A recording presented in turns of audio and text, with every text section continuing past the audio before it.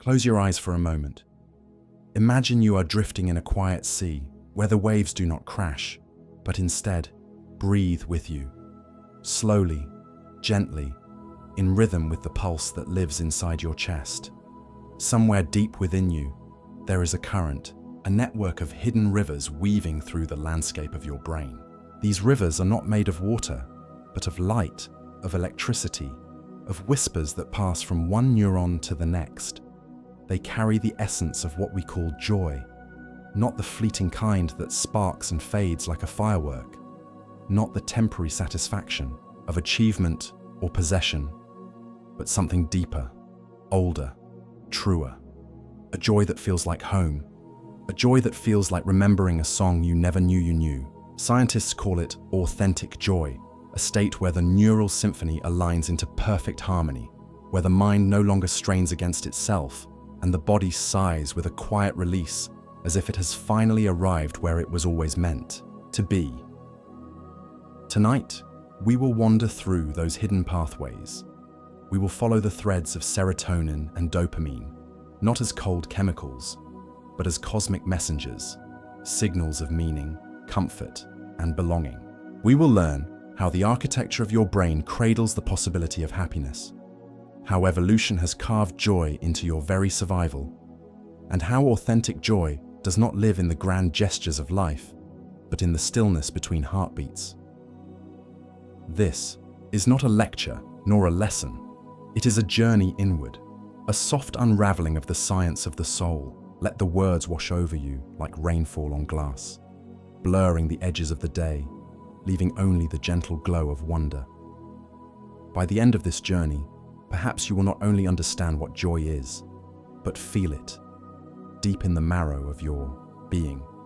So breathe in, let go of the noise, and step with me into the quiet, intricate world of your own mind, the birthplace of neural harmony. Beneath the surface of your thoughts, beneath the chatter that never seems to stop, your brain is alive, with an endless dance.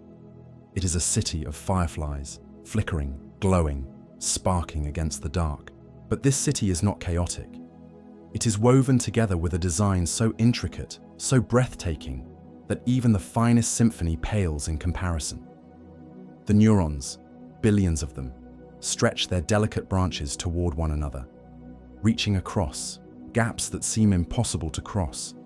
Yet, across those tiny divides, messages leap, tiny sparks that contain the shape of your entire experience. Joy does not arrive as a sudden gift from nowhere. It is born inside this hidden architecture. When you laugh, when you smile, when your heart softens with warmth, it is not simply an emotion, but the echo of 1,000 threads weaving together in perfect time. The amygdala, usually a sentinel of fear, relaxes its watch. The prefrontal cortex, the mind's storyteller, crafts a narrative of safety, belonging, and possibility. And deep in the limbic system, the nucleus accumbens lights up, a lantern signaling that something precious is here, that life, in this moment, is worth leaning into. But joy is not the product of one single circuit. It is an orchestra of many. Neurotransmitters spill their colors like paint across a canvas. Dopamine with its bursts of reward and motivation, serotonin with its calm and steady glow, oxytocin with its whispers of connection. They do not work alone. They braid together, creating patterns so complex that even the most advanced imaging machines can only glimpse their edges. Yet within you, this weaving is happening constantly, invisibly, tirelessly. The miracle is that this architecture was not designed for luxury or pleasure. It was carved by survival itself. Evolution taught the brain that joy is not just decoration, it is nourishment, as essential as food or air. To feel joy is to be guided toward life, toward love, toward resilience. That is why, even in the darkest hours, a small flicker of joy can appear, unexpected, uninvited, but saving. As you lie here listening, your own architecture is humming. Tiny cells, no larger than dust motes, are deciding how you feel, how you remember, how you will dream tonight.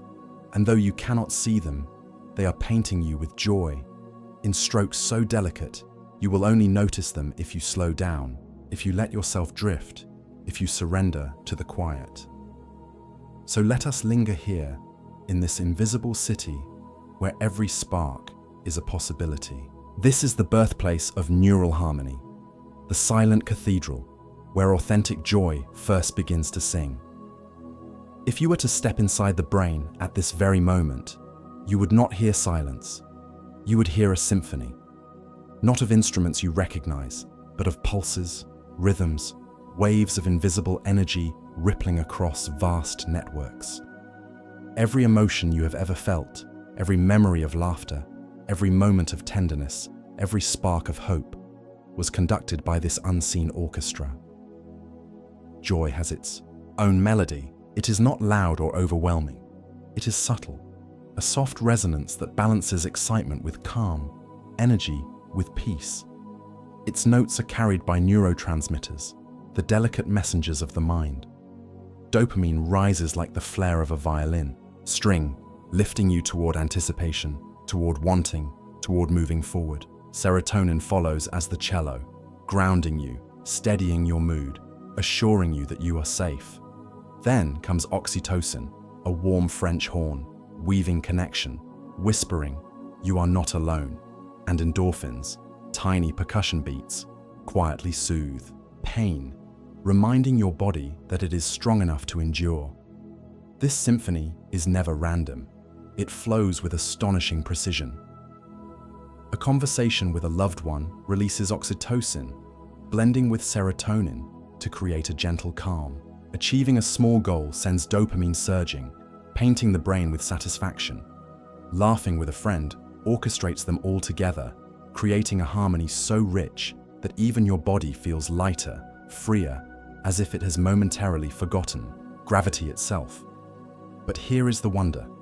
This music does not only play in moments of triumph or love, it hums beneath your awareness, guiding you quietly through each day. Even when you are not aware of it, tiny bursts of joy are scattered through your hours. When sunlight falls across your skin, when you hear a song that feels like home, when your breath slows and your body remembers how to rest. Science explains it as chemistry, but it feels like poetry. Because in truth, this silent symphony is not just about survival or mechanics. It is about meaning. Joy is the brain's way of reminding you that being alive is not just an accident. It is a miracle worth noticing. And tonight, as you listen, your own orchestra is playing. Your neurons are strumming dopamine into the folds of your thoughts. Serotonin is spreading its quiet warmth through your bloodstream.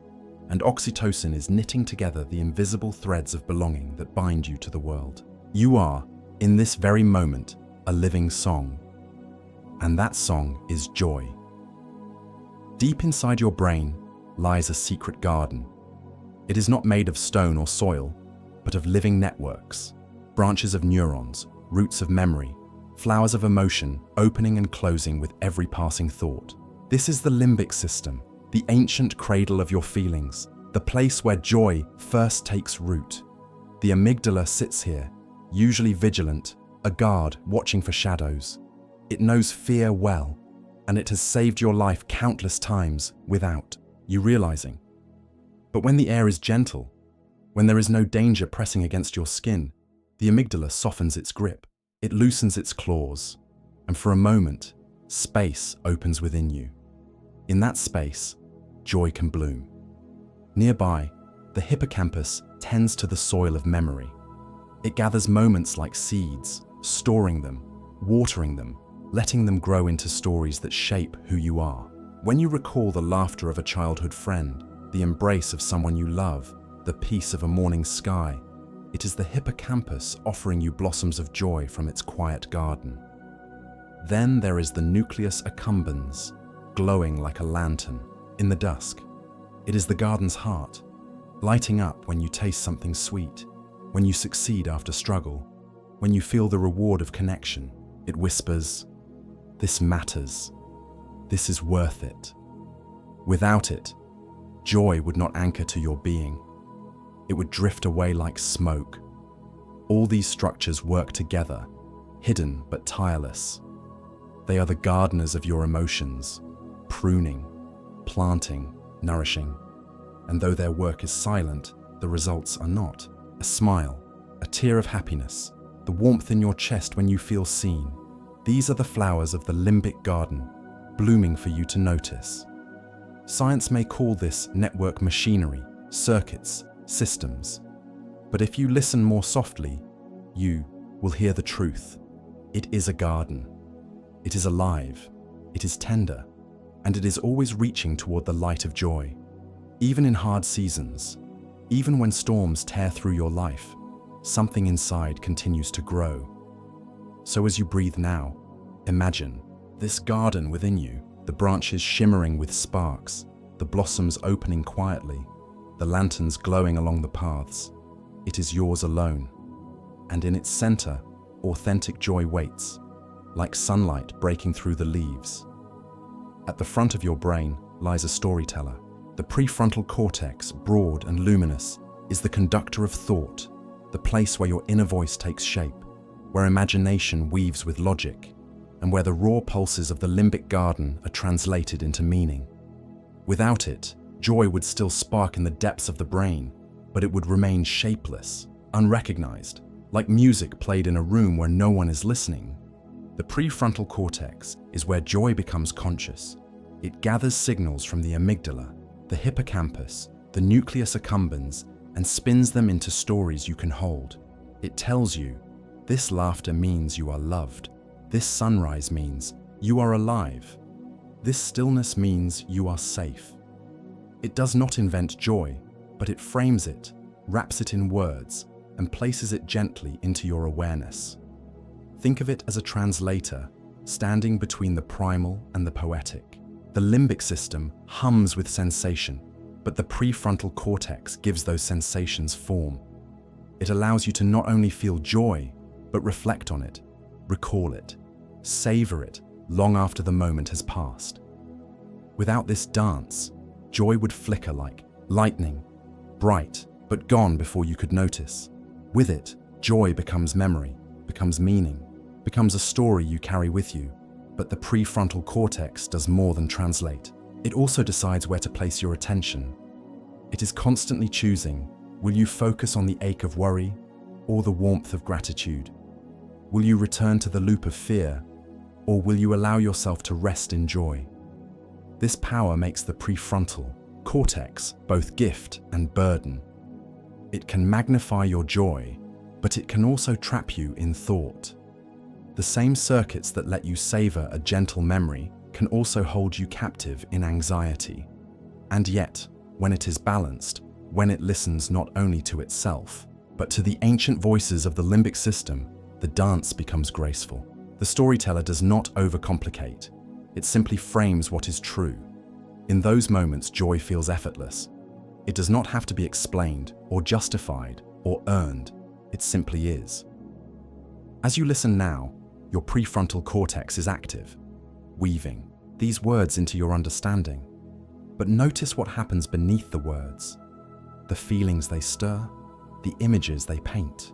That is the dance in action, the brain's ability to bridge sensation and meaning, to turn the raw spark of joy into something you can recognize, cherish, and remember. Imagine walking through a dark forest at night. The path is uncertain, the trees whisper with secrets, and the air feels heavy with the unknown. Then in the distance, a lantern glows, soft, golden, reassuring. You move toward it instinctively, not because someone told you to, but because the light itself calls you. This is what the nucleus accumbens does inside your brain. It is the lantern of reward, and its glow is the foundation of your joy. Tucked deep within the limbic system, this small cluster of neurons acts like a switchboard, translating the raw signals of pleasure into motivation. When you taste sweetness, when you laugh with a friend, when you achieve a goal after persistence, it lights up. It is the brain's way of saying, yes, this is good, move toward this, stay here a while. Without it, joy would not guide you. It would pass unnoticed, unanchored. But the nucleus accumbens is not a greedy organ. It is not about hoarding pleasure or chasing constant thrills. Authentic joy is not the frantic high of endless pursuit.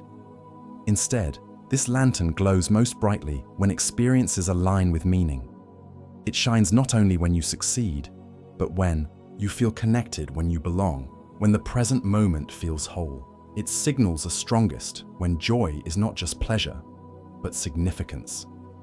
Scientists measure this lantern in terms of dopamine, the rise and fall, the patterns of release.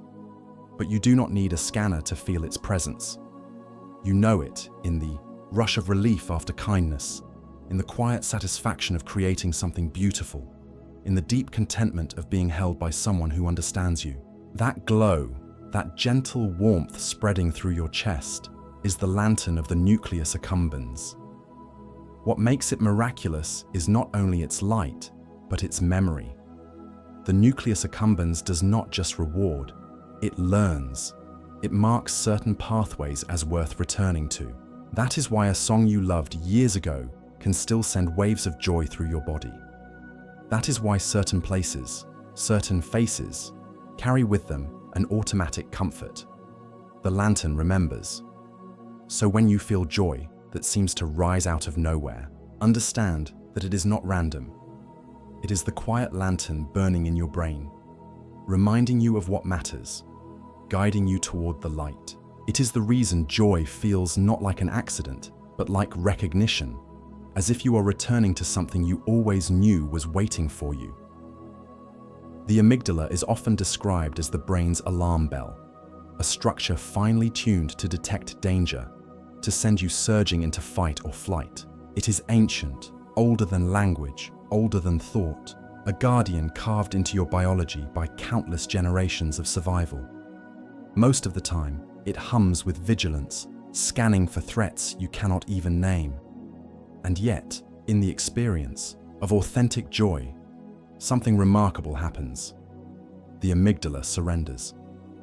Imagine a sentry standing at the gates of a fortress. For days, weeks, years, the sentry has kept watch, never lowering their spear, never closing their eyes. But then, one evening, the wind carries no threat. The forest is silent and safe. The stars shine above with unbroken peace. Slowly, the sentry exhales, lowers the spear, and sits down by the fire. That moment of release, that quiet surrender, is what happens inside you when joy unfolds. When laughter fills your lungs, when music wraps around you like a blanket, when someone looks into your eyes with tenderness, the amygdala receives the signal. You are safe. It loosens its grip, and the chains of vigilance fall away. In its calm, other circuits bloom. The prefrontal cortex can weave meaning without interference. The hippocampus can record the memory as warm rather than threatening. And the nucleus accumbens can flood you with light. But the amygdala does not simply vanish in joy. It becomes something else, an amplifier of trust. Neuroscientists have discovered that during moments of joy, its activity can be reshaped, trained to not only avoid fear, but to associate safety with certain experiences. That is why the presence of loved ones, familiar places, or comforting rituals can bring such deep relief. Your amygdala has learned to stand down in their presence. This surrender is not weakness, it is wisdom. It shows that your brain, even in its most primal depths, knows when to let go. It reminds you that joy is not ignorance of danger, but recognition of peace. And it whispers that the most authentic joy is born not in the absence of fear, but in the soft certainty that you are held, you are protected, you are free to breathe without armor. So as you rest here, notice how your own body mirrors this truth. Your shoulders sink, your breath steadies, your heartbeat slows. These are the echoes of an ancient guardian laying down its spear, allowing the garden of your mind to open its flowers to the light. In this surrender, joy finds space to grow. Every moment of joy you have ever felt has left behind a trace, like a seed pressed into the soil of your mind. The caretaker of these seeds is the hippocampus, a curved structure deep in the brain that serves as both gardener and archivist. It decides which moments will be stored, which will be nurtured, and which will quietly fade into the background. When you experience joy, the hippocampus does not simply record it like a photograph. It weaves it into a living memory, attaching emotion, sensation, and meaning. A sunrise is not remembered as a series of colors, but as warmth on your skin, the hush of the air, the peace it stirred in your chest.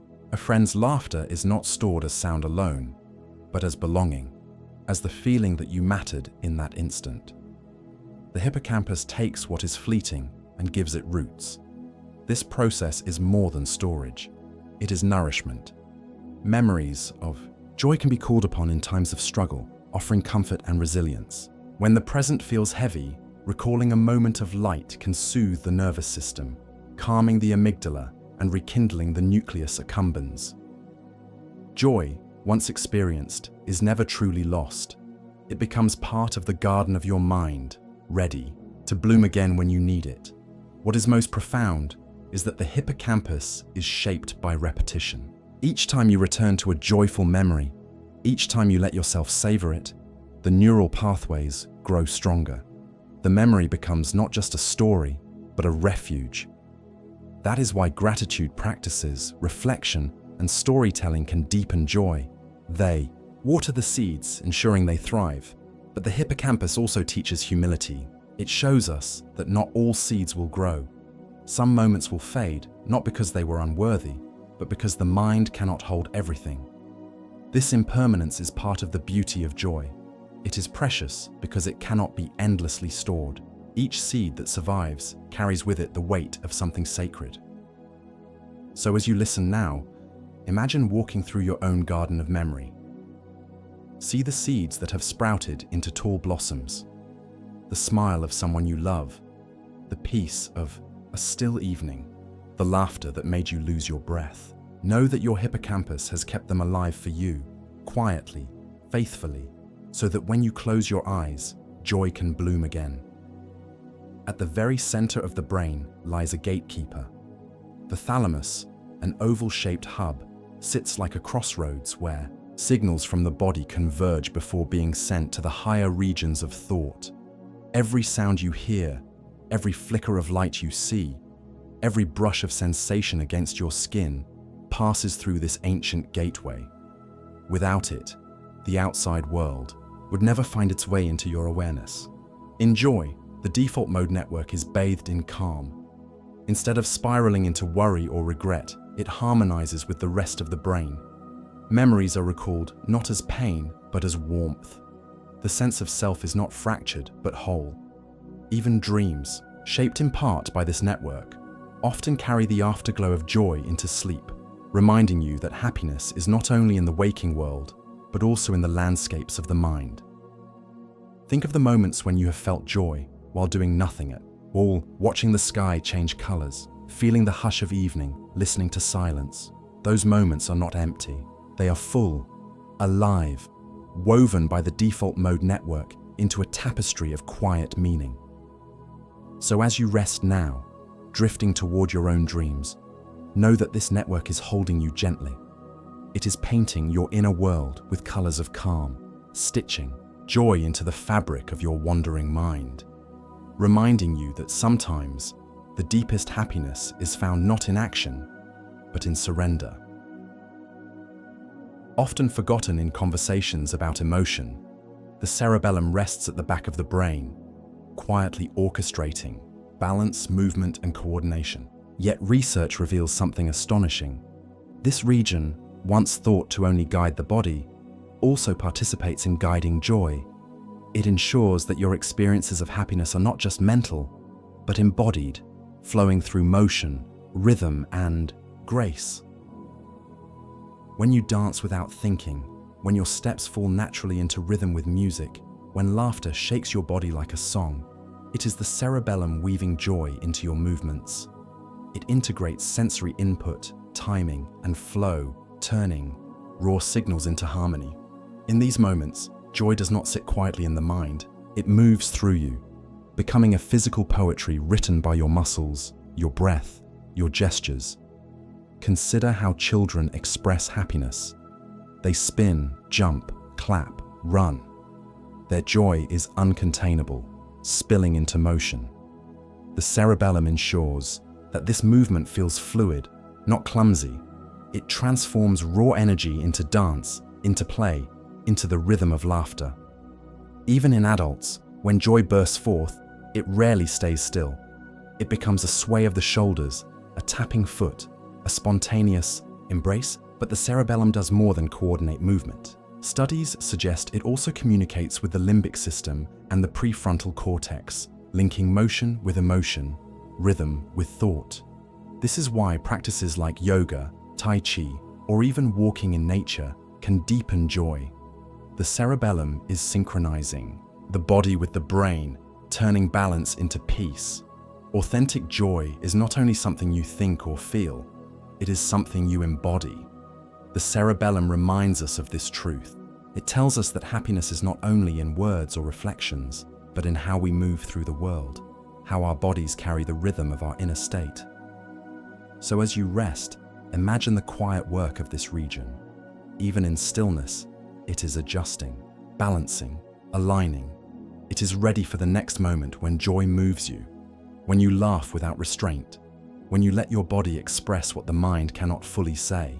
In those movements, the architecture of joy becomes visible, painted not on paper or canvas, but in the graceful choreography of your life. Beneath the folds of your brain lies a great river of fibers, the corpus callosum. It is a bridge woven of millions of threads, connecting the left and right hemispheres, ensuring that thought and feeling, logic and imagination, reason and rhythm can speak to one another. Without this bridge, the two sides of your mind would remain islands, each with its own truths, each unable to share them fully. In the experience of joy, the corpus callosum becomes a highway of light. It allows the spark of an emotion rising in the right hemisphere to meet the words and narratives crafted in the left. It lets the music of the world be felt as well as understood. And it lets the memory of love become not only a sensation, but a story you can recall. It is here that joy transforms from fragments into wholeness. Think of what happens when you laugh. The left hemisphere processes the joke, the play of language, the clever twist. The right hemisphere feels the rhythm, the tone, the unexpected delight. The corpus callosum weaves them together, so the experience is not only thought, not only emotion, but both, woven into a complete embodied moment of joy. This bridge also ensures balance. Too much of one hemisphere without the other can distort experience, joy reduced to mechanical explanation, or joy felt but never understood. The corpus callosum keeps the dance equal, letting the hemispheres harmonize like two voices singing in duet. In this way, joy is not confined to one part of the brain. It is not the property of a single structure, it is a collaboration, a chorus. The corpus callosum reminds us that joy is an integration, a meeting of opposites, a weaving of many into one. So as you listen now, imagine this bridge of light within you, millions of fibers shimmering, carrying messages faster than any highway, ensuring that your mind is whole, that your joy is shared across every corner of your being. It is not just a structure, it is a promise that you are not divided, but unified, that every part of you is capable of joining in the song of happiness. When you step back and look at the brain not as separate pieces, but as a whole, you begin to see a truth more magnificent than any single structure can reveal. Joy is not the work of one region, one circuit, one spark. It is the song of the entire brain, a symphony born from integration. The amygdala loosens its grip, the hippocampus plants memories, the nucleus accumbens glows with light, the prefrontal cortex frames meaning, the insula carries joy into the body, the hypothalamus steadies the rhythm, the cerebellum writes it into movement, and the corpus callosum weaves the hemispheres together. Each part plays its role, each voice contributes, but only when they align does authentic joy emerge. It is the difference between instruments tuning separately and an orchestra playing as one. Alone, each sound is incomplete. Together, they create harmony that moves you to tears. Joy is that harmony within you. It is not random, not accidental, but the result of countless regions joining hands in silence, in motion, in electricity. This orchestration is fragile, but also resilient. Life will pull you into discord, scatter your thoughts, flood your circuits with fear or grief. And yet, like musicians returning to a familiar melody, your brain always remembers how to play the song of joy. Sometimes it takes time. Sometimes it requires stillness. Sometimes it asks for connection, but the symphony is written into your biology. And when it rises, when every part of you hums in unison, you feel it not just as happiness, but as wholeness. Authentic joy is not a fleeting spark.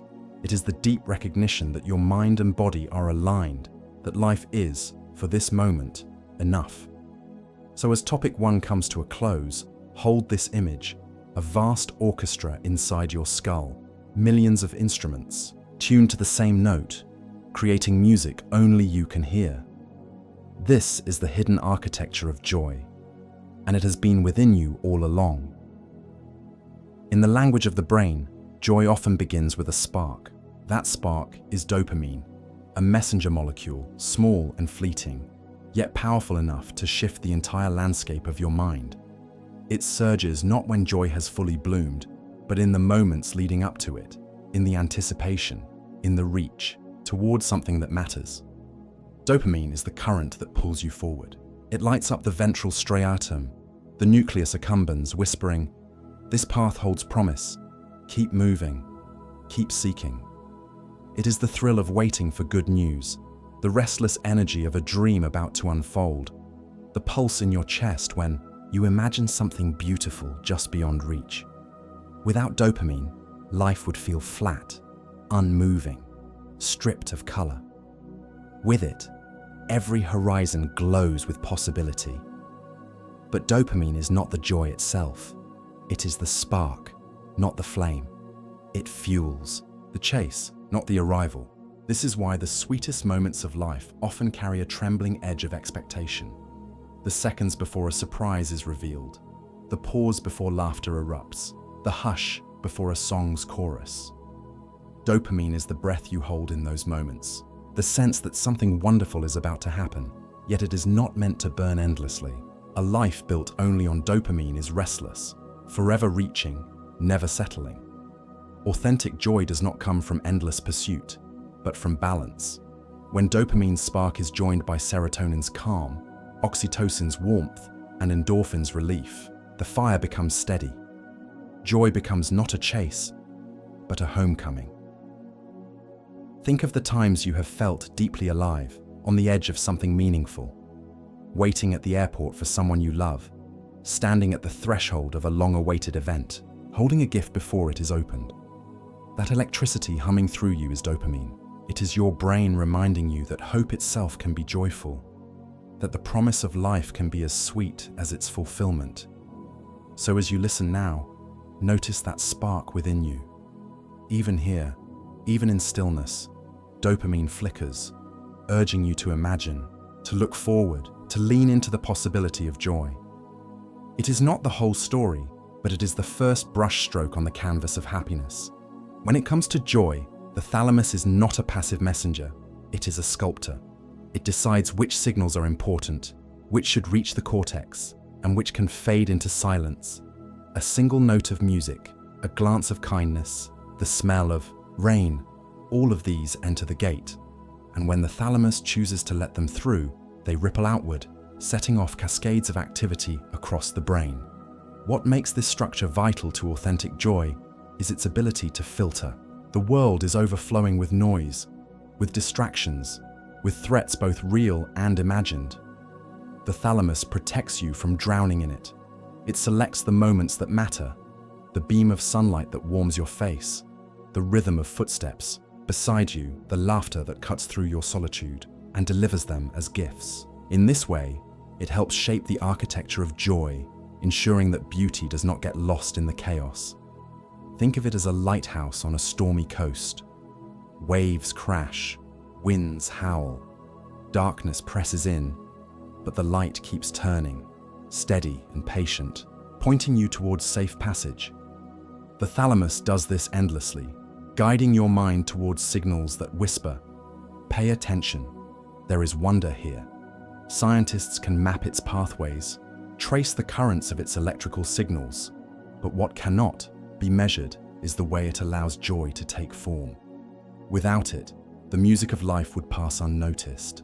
With it, you can hear the faintest melody, see the smallest flicker of beauty, feel the quietest touch of love.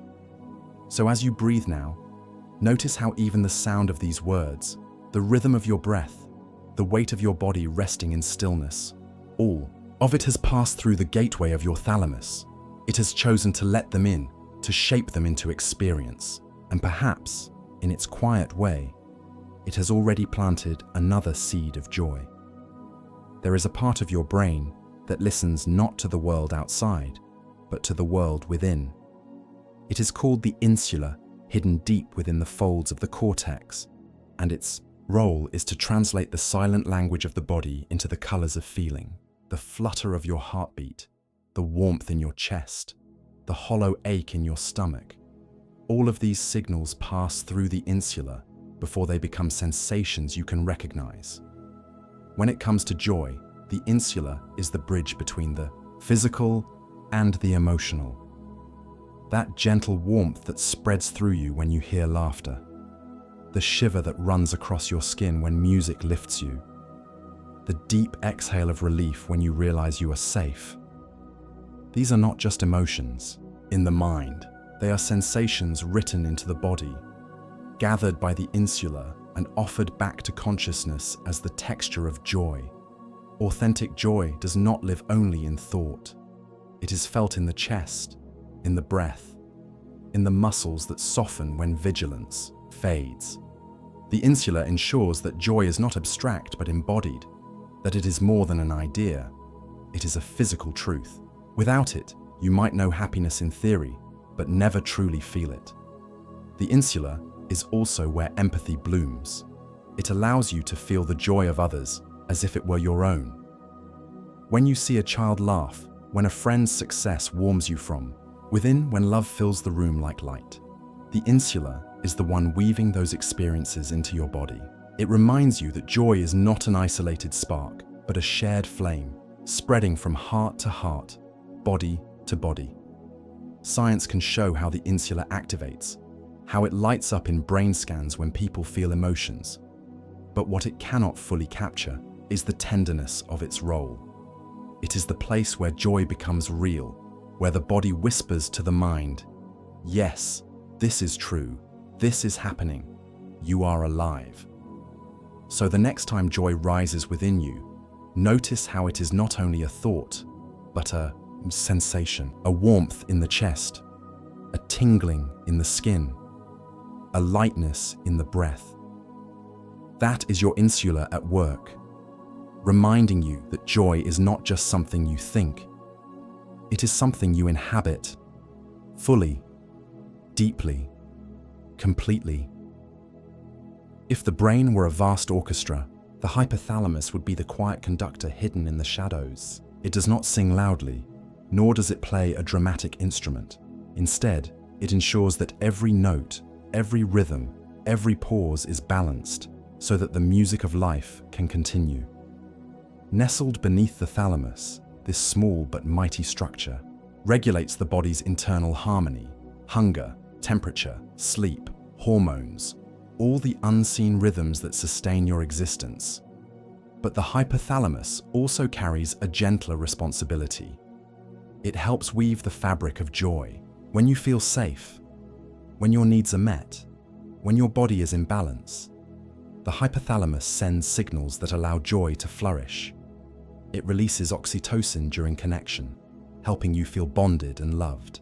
It manages cortisol, easing the grip of stress so the nervous system can soften.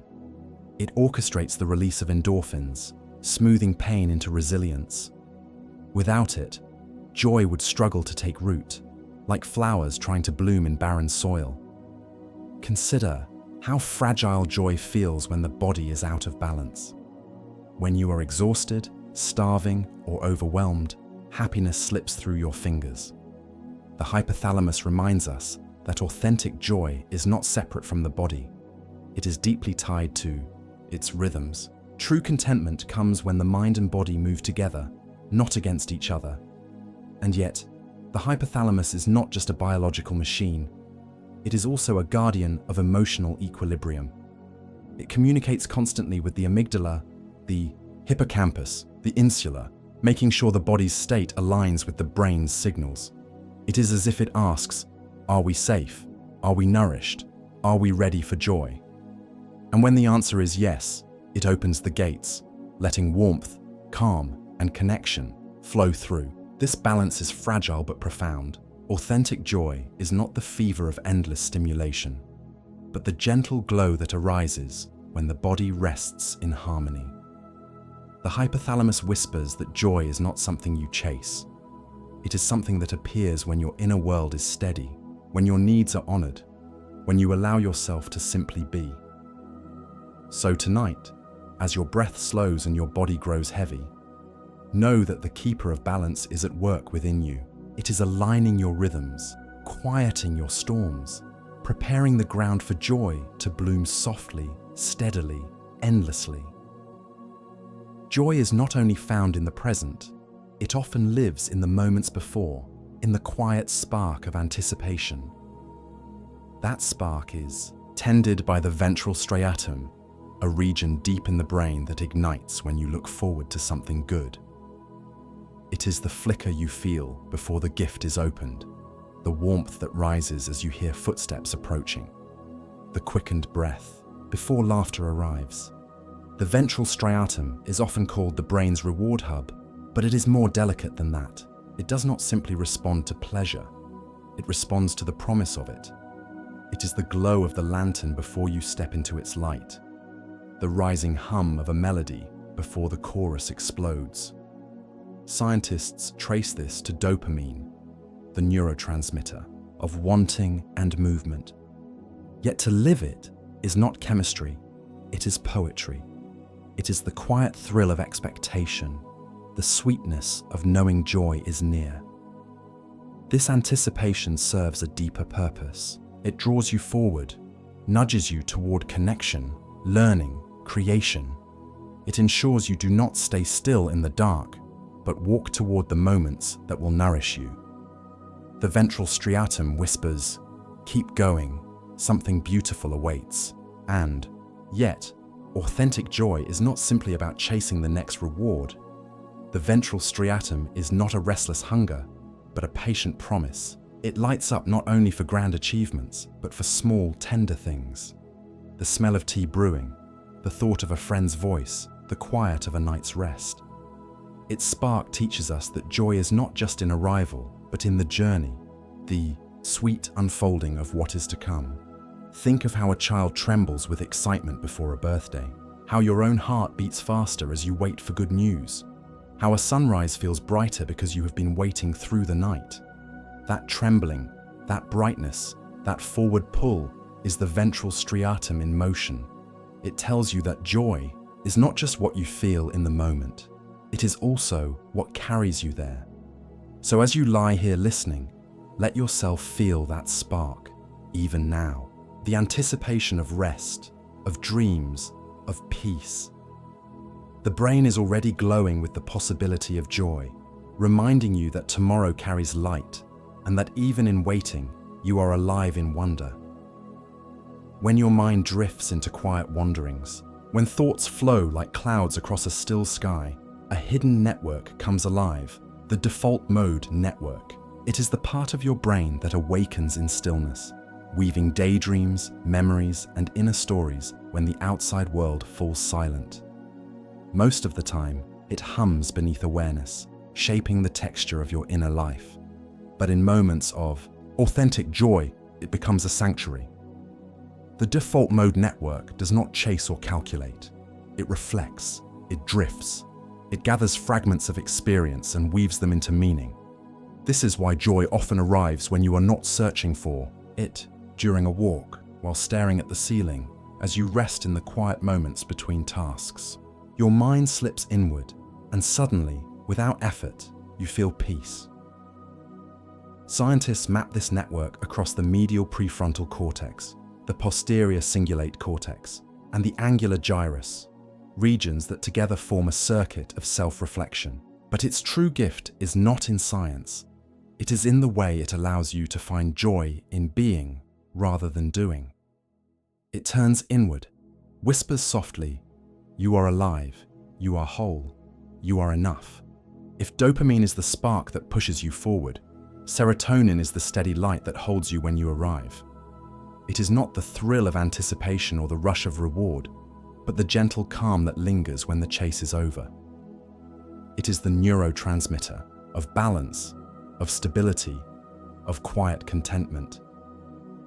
Without serotonin, joy would burn out too quickly, consumed in the hunger of desire. With it, joy settles into something lasting, something that feels like home. Serotonin flows like a river through the brain, touching the prefrontal cortex, the limbic system, even the gut, where much of it is produced. It steadies mood, lifts perspective, and softens the edges of fear. When serotonin is plentiful, the world feels more spacious, more forgiving. The colors seem brighter, the air feels lighter, the simple act of breathing carries with it a sweetness. But serotonin does not arrive from achievement alone. It blooms in gratitude, in reflection, in connection to nature and rhythm. A walk beneath trees, sunlight warming your skin, the stillness of early morning. These moments do not ignite dopamine's restless fire. Instead, they release serotonin, spreading quiet joy through every fold of your being. This is why authentic joy often feels peaceful rather than ecstatic. It is not the storm of emotion, but the lake at dawn. Serotonin tells your brain that you are safe, that you are nourished, that there is no need to chase.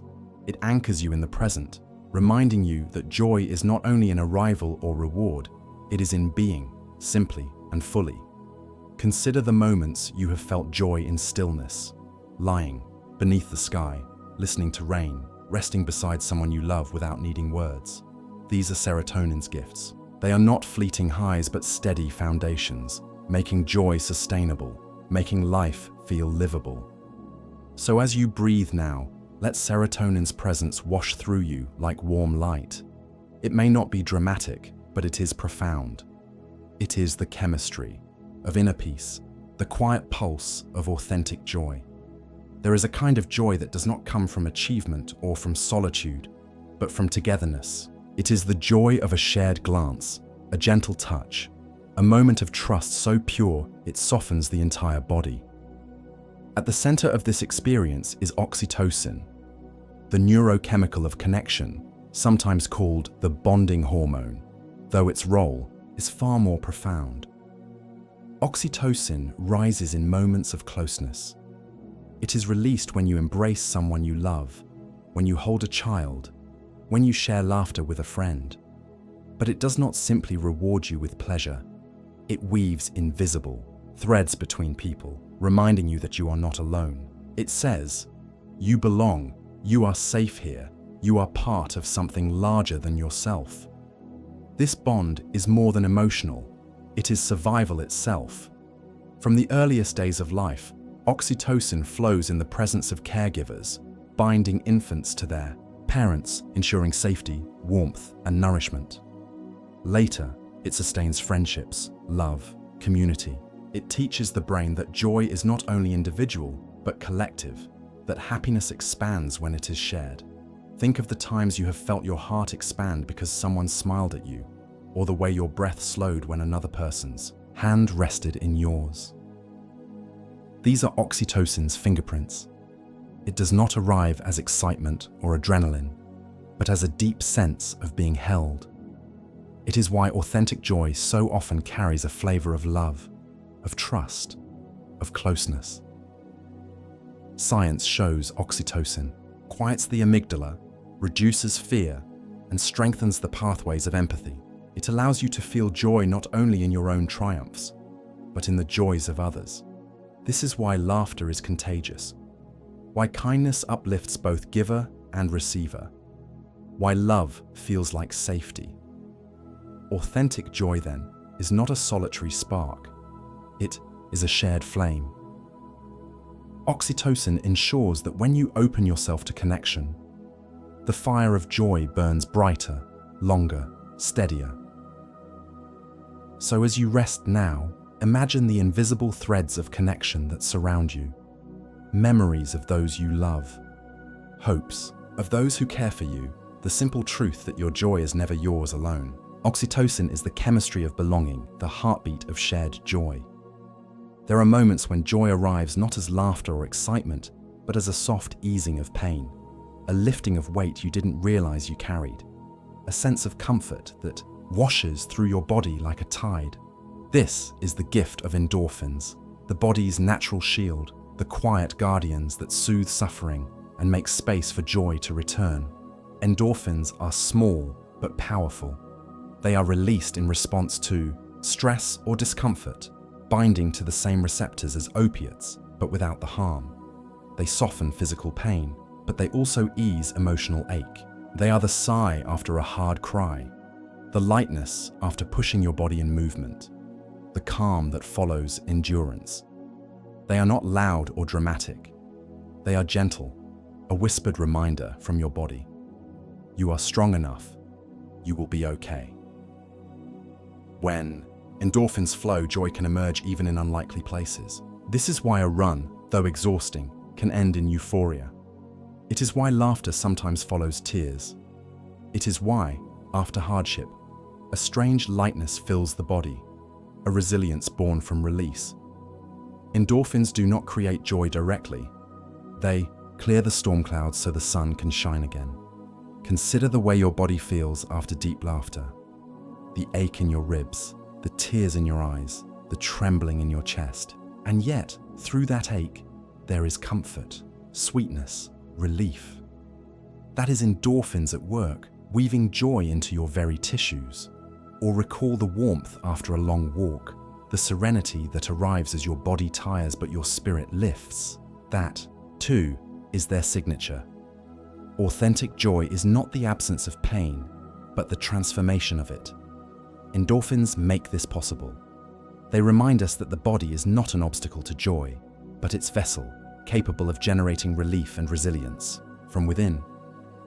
So as you lie here now, feel the quiet strength in your body, the way it holds you, protects you, restores you. That comfort is not random.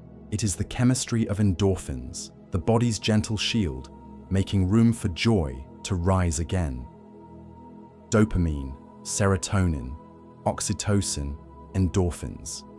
Each has its own rhythm, its own voice, but authentic joy does not arise from one alone. It comes when they intertwine, when their melodies overlap into something greater than the sum of their parts. Together, they form a living symphony, a biochemical orchestra that plays the song of happiness through your mind and body.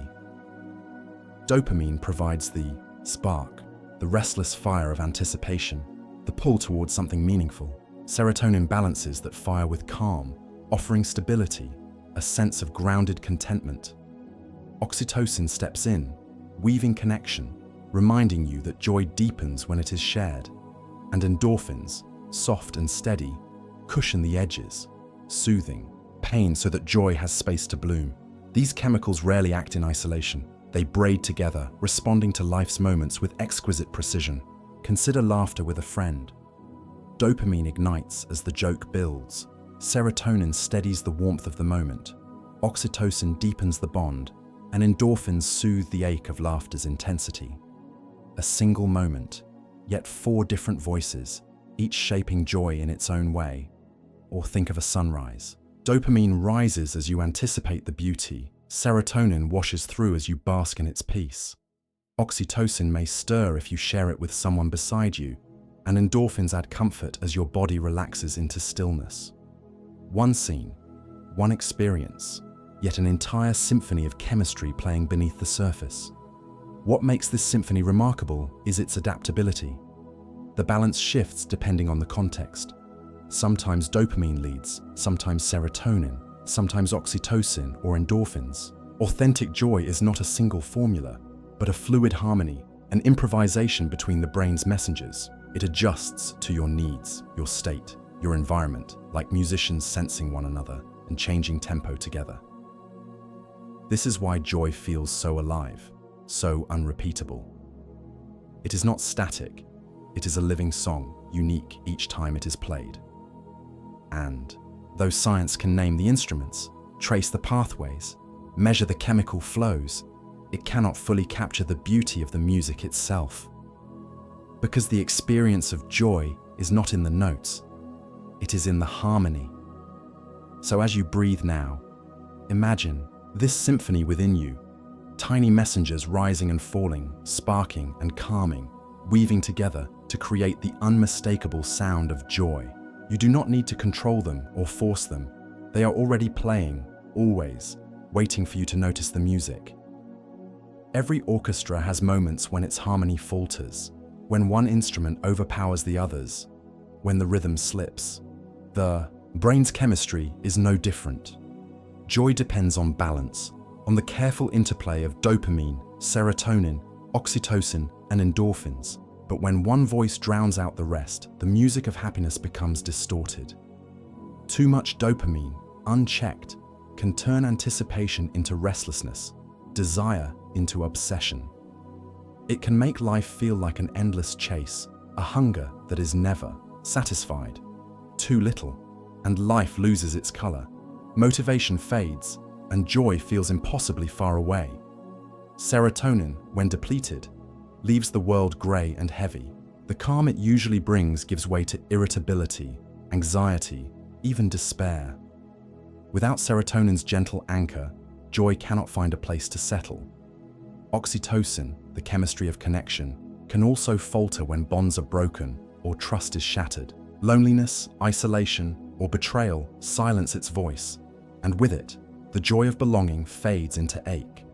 And endorphins, the body's comforters, when absent, leave pain sharper and endurance fragile.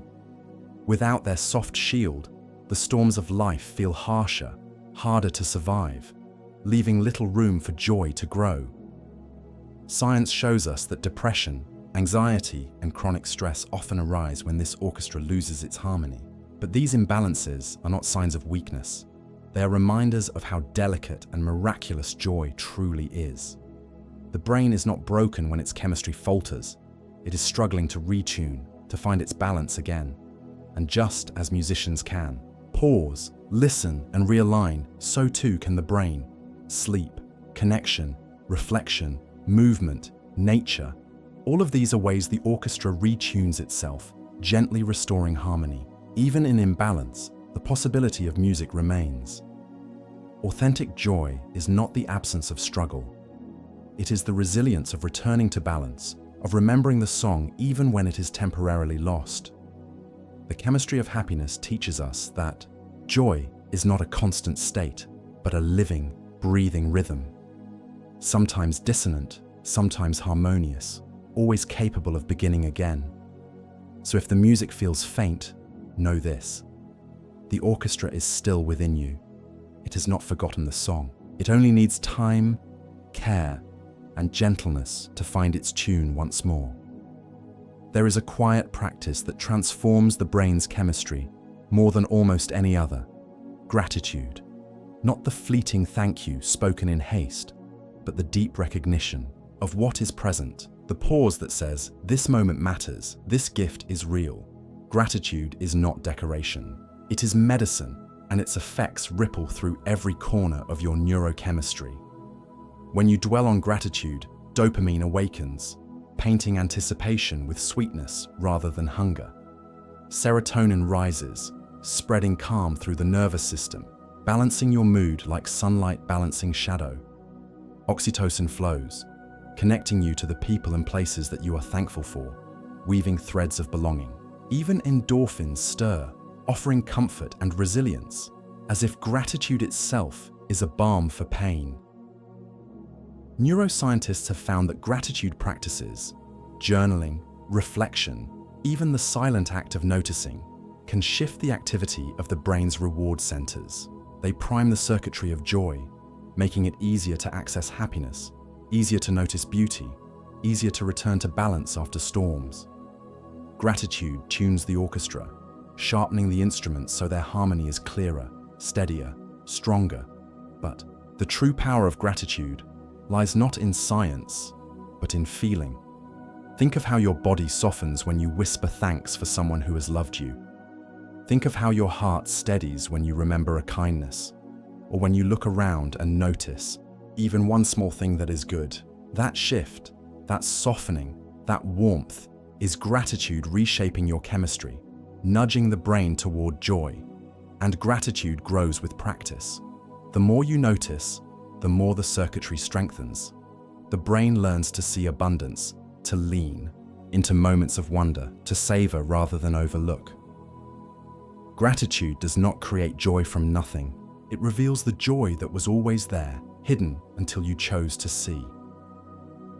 So as you breathe now, try it. Let your mind rest on one small thing you are thankful for. A memory, a voice, a silence, even the breath itself. Feel how the act of noticing begins to shift your inner landscape. That is the chemistry of gratitude, amplifying the music of joy already alive within you. The body was never designed for stillness alone. It was shaped to move, to stretch, to flow through space with rhythm and intention. And when it does, the brain responds with chemistry that feels like light. Movement is not only physical, it is alchemical, releasing messengers that weave joy into muscle, breath, and bone. When you walk beneath the sky, when you let your body sway to music, when you stretch your arms after long stillness, dopamine stirs. It rewards the action, encouraging you to continue, painting anticipation into the path ahead. As you move longer, endorphins awaken, soothing tension, dissolving discomfort, releasing warmth like an invisible shield. Serotonin follows, steadying the mood, offering peace that lingers long after the movement ends. And if the motion is shared, a dance, a game, a simple walk with someone you love, oxytocin joins, weaving belonging into the rhythm. This is why exercise is so often linked with happiness. Not because the body changes on the outside, but because the inside is bathed in a symphony of neurochemistry. Movement shakes loose the heaviness of stress, resets the circuits of reward, and restores harmony to the orchestra of the brain. But movement does not have to be strenuous. Joy does not demand marathons. It can be found in the quiet sway of Tai Chi, the grounding poses of yoga, the laughter of a game, the unself-conscious steps of dance. Even the act of breathing deeply, expanding and contracting the chest, is a movement that shifts chemistry, calming the nervous system, opening the doors to joy. Evolution carved this truth into us. For our ancestors, movement meant survival, running, reaching, building, seeking. The brain learned to reward motion, to flood it with chemistry that made it feel good. And even now, long after the wilderness has shifted, the body remembers. Joy is in motion, not in stagnation.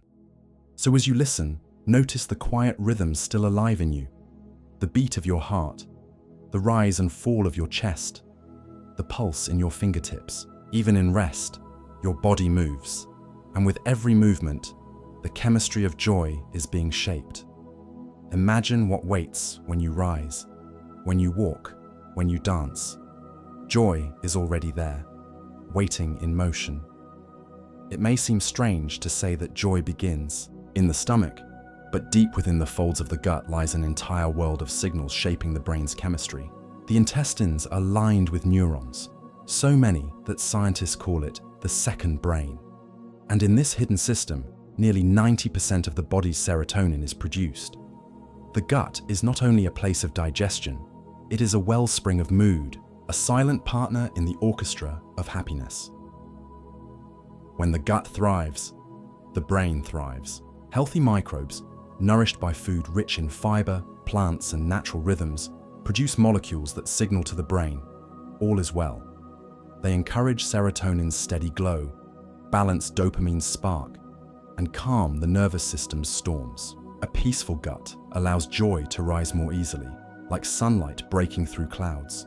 But when the gut is strained, starved of nourishment, flooded with stress, unsettled by imbalance, the brain feels it. Serotonin falters, anxiety rises, moods darken. This is why food is more than fuel. It is communication. Every meal whispers to the brain. Every rhythm of digestion shapes the chemistry of how you feel. Consider how comfort food soothes not just the body, but the soul. Part of this is memory, but part is biology. Endorphins and dopamine rising with taste, serotonin humming as the gut digests. Or think of how fresh fruit, simple grains, warm soup can calm you, not as luxury, but as restoration. The gut and brain are always in dialogue, and joy is one of their shared languages. Science has only begun to map this relationship, but the wisdom is ancient. Cultures across time have known that food affects mood, that balance in the body nurtures balance. In the mind, to eat slowly, to nourish deeply, to treat meals as sacred, is to participate in the chemistry of happiness. So as you rest now, imagine this second brain within you. Quiet, tireless, alive with signals of peace. Each beat of digestion is another brushstroke of chemistry, preparing serotonin, steadying your mood, reminding you that joy is not separate from the body, but born within it, shaped by every bite, every breath, every rhythm of life. Each night, when you close your eyes and drift into darkness, your brain enters its most sacred laboratory. Here, in the silence of sleep, chemistry is rewritten.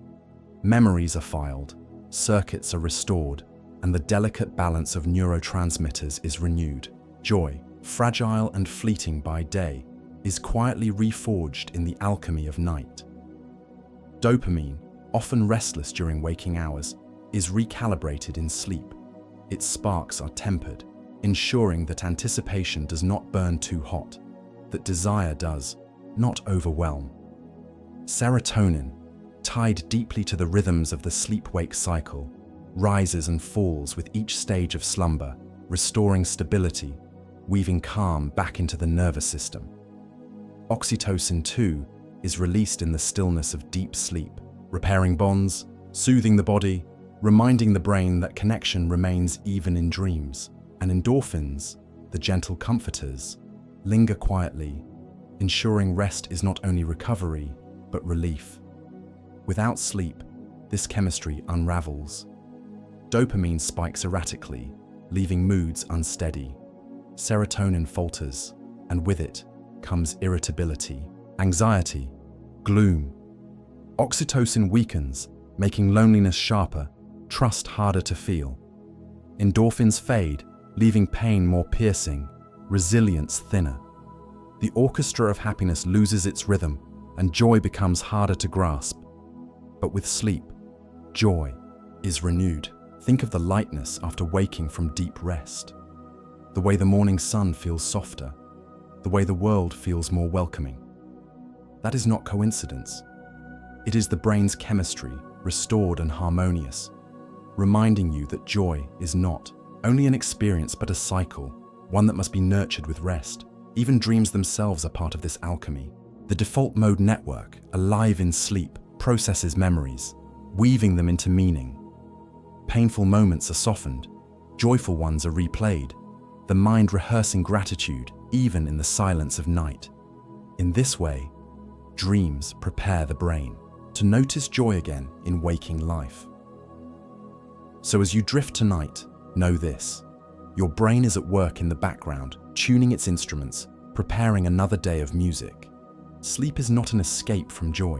It is its forge, its sanctuary, its quiet rebirth. Every orchestra has moments when one instrument plays too loudly, drowning out the rest. In the chemistry of the brain, that instrument is cortisol. Designed as a survival signal, cortisol prepares the body for challenge, for danger, for action. In short bursts, it is life-saving, sharpening attention, fueling energy, ensuring you can respond. But when it lingers too long, it becomes a shadow that dims the light of joy. Cortisol floods the system in stress, raising the heart rate, tightening the muscles, filling the bloodstream with fuel for fight or flight. While it does this, dopamine falters, serotonin dwindles, oxytocin retreats. The symphony of happiness is silenced beneath its roar. In its place comes vigilance, worry, exhaustion, a body and mind locked in defense, unable to rest in joy. This is why prolonged stress feels joyless, not because happiness has disappeared, but because the chemistry of stress drowns it out. Imagine a candle burning brightly in a storm. The flame still exists, but the wind hides its glow. That is what cortisol does to joy. It muffles, it overwhelms, it makes the flame harder to see. But the story is not one of despair. Cortisol is not an enemy, it is a messenger. It whispers that the system is overwhelmed, that the balance is off, that rest, connection, and safety are needed. And when those needs are met, when the body slows, when the breath deepens, when trust is restored, cortisol lowers.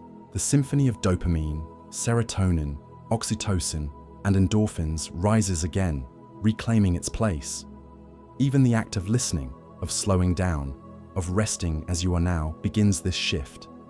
Cortisol ebbs, the storm quiets, the candle glows brighter. The brain remembers its harmony, remembers its capacity for joy. So if you have ever felt joy dimmed by stress, know that it was not lost. It was only hidden, waiting for the storm to pass. Joy's chemistry is patient. It will return, like sunlight, breaking through clouds. When the mind races, when stress pulls at every corner of thought, the brain's chemistry tilts out of tune. Dopamine surges erratically, serotonin sinks, cortisol rises, and joy slips through like water from cupped hands. But there is a practice, ancient, simple, profound, that restores balance: mindfulness. Mindfulness is not about emptying the mind, nor about forcing calm. It is the act of noticing, of pausing to observe the breath, the sensation of the body, the presence of this moment without judgment. And when this happens, something remarkable unfolds in the brain's chemistry. Cortisol begins to fall. Stress signals soften. Serotonin rises, painting the mind with calm. Dopamine steadies, no longer frantic, but gentle, rewarding the act of presence itself. Oxytocin stirs if gratitude or compassion is woven into the practice, reminding you of connection. Endorphins hum quietly, soothing the body into rest. Slowly, the orchestra retunes itself, not through force, but through awareness. Neuroscientists find that regular mindfulness reshapes the brain's reward circuits. The prefrontal cortex strengthens, giving you more agency over attention. The amygdala quiets, reducing unnecessary alarms. Even the hippocampus, the keeper of memory, grows, supporting resilience and emotional balance. The chemistry of joy is not only restored in the moment of mindfulness, it is rewired for the long term. But beyond the science, there is the experience. Have you noticed how the world feels different when you pause to truly see it? A cup of tea becomes warmth in your hands. The breath becomes a tide, steady and infinite. The smallest sound, the faintest light, feels alive. This is mindfulness. Not a trick of thought, but a shift in chemistry, a return to joy that was hidden by distraction. Joy does not always require pursuit. Sometimes it asks only for presence. Mindfulness is the doorway. It tells the brain, slow down, listen, breathe. And in that slowing, the orchestra finds its rhythm again, weaving dopamine's spark, serotonin's calm, oxytocin's bond, and endorphin's comfort into a harmony that feels like peace. So as you breathe now, notice this simple truth. The act of noticing is itself a form of joy, and your brain, quietly, is already responding. Long before words, there was rhythm. Long before science, there was song.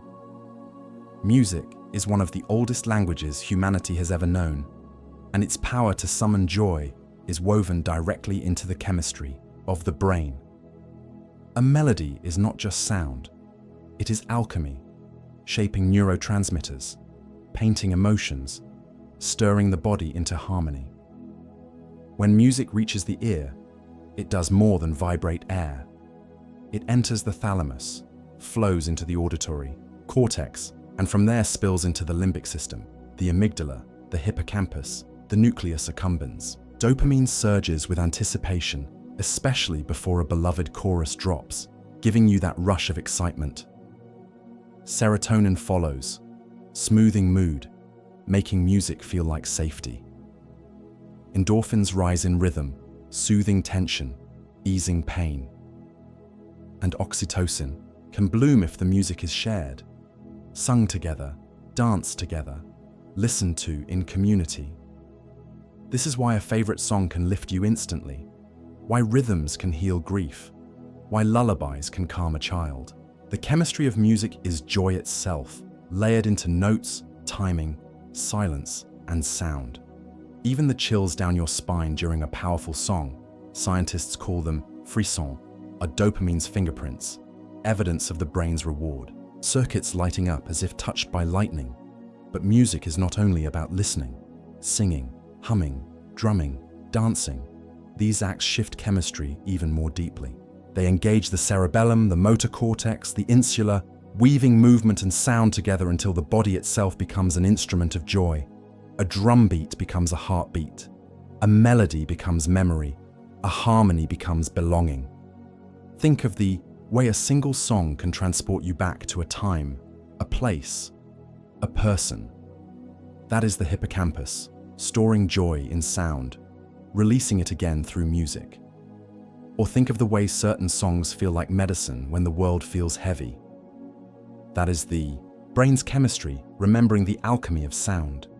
Authentic joy through music is both personal and universal. Personal because each song carries your story, your associations, your memories. Universal because music touches the same circuits in every human brain, across culture, across time. So as you rest now, imagine the music that has brought you joy, the notes that still linger in your chest, the rhythms that once made you move, the songs that feel like home. Know that the chemistry of those moments still lives within you, ready to be awakened by a single note, a single hum, a single beat of sound. Step outside, and the chemistry of your brain begins to shift. The air feels lighter, the horizon opens, the world stretches wider than the walls that usually contain you. In these moments, surrounded by trees, sky, water, or earth, joy often rises quietly, like a tide. This is not coincidence. Nature is a kind of medicine, and the brain responds to it with chemistry tuned for happiness. Sunlight, warm on the skin, stimulates the production of serotonin, lifting mood with gentle steadiness. The sight of greenery, the sound of water, the rhythm of wind through leaves, all of these lower cortisol, softening the grip of stress, letting the nervous system breathe again. Endorphins hum as the body relaxes, soothing tension, easing pain, and dopamine flickers with curiosity and wonder. The rustle of leaves, the shimmer of light, the small surprises of the natural world, igniting sparks of anticipation. Even oxytocin, usually linked to human connection, finds resonance in nature. To stand beneath a vast sky, to walk in a forest, to listen to birdsong is to feel part of something larger than yourself. This sense of belonging, to earth, to life, to rhythm, can awaken the same chemistry of trust and connection that human closeness does. It whispers, "You are held. You are not separate. You are part of a greater whole." Neuroscientists call this biophilia, the innate human tendency to seek connection with the natural world. Evolution carved it into us. Our ancestors lived beneath open skies, survived by reading the language of forests, rivers, and seasons. Their brains learned nature means nourishment, safety, continuity. And so, even now, in cities and noise, your brain remembers. It releases chemistry of calm, joy, and awe when you return to the wild. Think of the peace of watching clouds drift, the joy of feeling rain on your skin, the quiet thrill of hearing waves break. Each of these moments is not only beautiful, they are biochemical. They are your brain remembering its roots, rewarding you with joy for reconnecting to the world that gave you life. So as you imagine yourself now, under trees, beside water, within wind, let the chemistry rise within you. Serotonin steadying, dopamine sparking, endorphins soothing, oxytocin weaving belonging. Nature is not only outside of you, it is in your blood, in your brain, in your joy. Among all experiences, few stir the brain's chemistry as deeply as love. Not only romantic love, but the vast spectrum. Love for a partner, a child, a friend, even for life itself. Love is not a single feeling, but a convergence, a gathering of every neurochemical voice into harmony. It is where dopamine, serotonin, oxytocin, and endorphins meet, where balance and belonging flow together, creating a joy so complete it feels like the very essence of being. Dopamine lights up with love's anticipation, the thrill of a message received, the spark of a reunion, the endless sense that something beautiful is near. Serotonin steadies this fire, calming obsession into peace, turning longing into stability. Oxytocin floods in, weaving trust and connection, reminding the body and mind that you are not alone. Endorphins smooth the edges, soothing stress, wrapping comfort around every embrace, every laugh, every quiet moment together. This chemistry does not only reward you, it protects you. Love strengthens the hippocampus, eases the amygdala, lowers cortisol. It rewires the nervous system so that safety and joy are no longer fleeting. They are anchored in the presence of another. Love becomes a shield, a refuge, a rhythm that steadies the storms of life. But love's greatest gift is not in survival, it is in meaning. To love and be loved is to feel joy, not just as pleasure, but as purpose. It transforms the neurochemistry of happiness into something larger, something transcendent. Joy is no longer only about the self. It expands outward, into giving, into caring, into belonging to something greater. Think of the moments when love overwhelmed you, when your chest ached with tenderness, when tears fell not from sorrow but from the fullness of connection, when time seemed to pause because you were entirely present with someone who mattered. That is the orchestra of chemistry playing at its peak, every note resonant, every instrument alive. Love is the fullest expression of authentic joy because it binds every thread of biology with every thread of meaning. It is not only in the brain, it is in the soul. And when you feel it, you are reminded that joy was never meant to be small. It was meant to be shared, to be lived, to be limitless. So as topic 2 comes to a close, remember this. Love is not only an emotion, not only a story, not only a chemistry, it is all of them, woven together into the most complete expression of joy your brain and heart can ever know. Long before cities rose, before words were spoken, before fire was tamed, joy already lived inside the human brain. It was not an accident, not a luxury. It was survival. The roots of happiness stretch back into the deep past, carved by the slow hand of evolution, etched into the nervous system as a guide toward life. For our earliest ancestors, joy was not indulgence. It was a compass. The sweetness of ripe fruit triggered dopamine, ensuring they would seek nourishment again. The safety of a warm fire released serotonin, calming the body and encouraging rest. The closeness of the tribe stirred oxytocin, binding families together, weaving trust strong enough to endure hardship. Even laughter, echoing through the dark, released endorphins that soothed fear and pain, reminding the group they were not alone. Every spark of joy carried an evolutionary purpose. It directed attention toward what sustained life: food, safety, connection, cooperation. Without joy, survival would have been brittle, a struggle without light. With it, life was not only endured but cherished. Authentic joy, then, is not a modern invention. It is an ancient inheritance, the whisper of ancestors in the architecture of your brain. Even now, you can feel this inheritance. The pleasure of sweetness, the calm of shelter, the comfort of touch, the relief of laughter. Each is an echo of survival strategies written millions of years ago. Your brain remembers. It rewards you with joy not only for grand achievements, but for the same simple truths that carried your species forward. Eat, rest, connect, belong. Scientists can trace these pathways, but the story is older than science. It is the story of life itself, finding ways to not only persist but to thrive. Authentic joy is the evidence that survival and meaning are not separate, that to live well is to live with happiness woven into your very being. So as you listen now, feel the depth of this inheritance. The joy you carry is not fragile, not accidental. It is ancient, enduring, and written into the marrow of who you are. Long before language, long before stories were told around fires, there was laughter, not polished, not controlled, just bursts of sound that rolled from the chest, raw and unmistakable. Scientists believe laughter may be one of the earliest social signals in human history, a message older than words.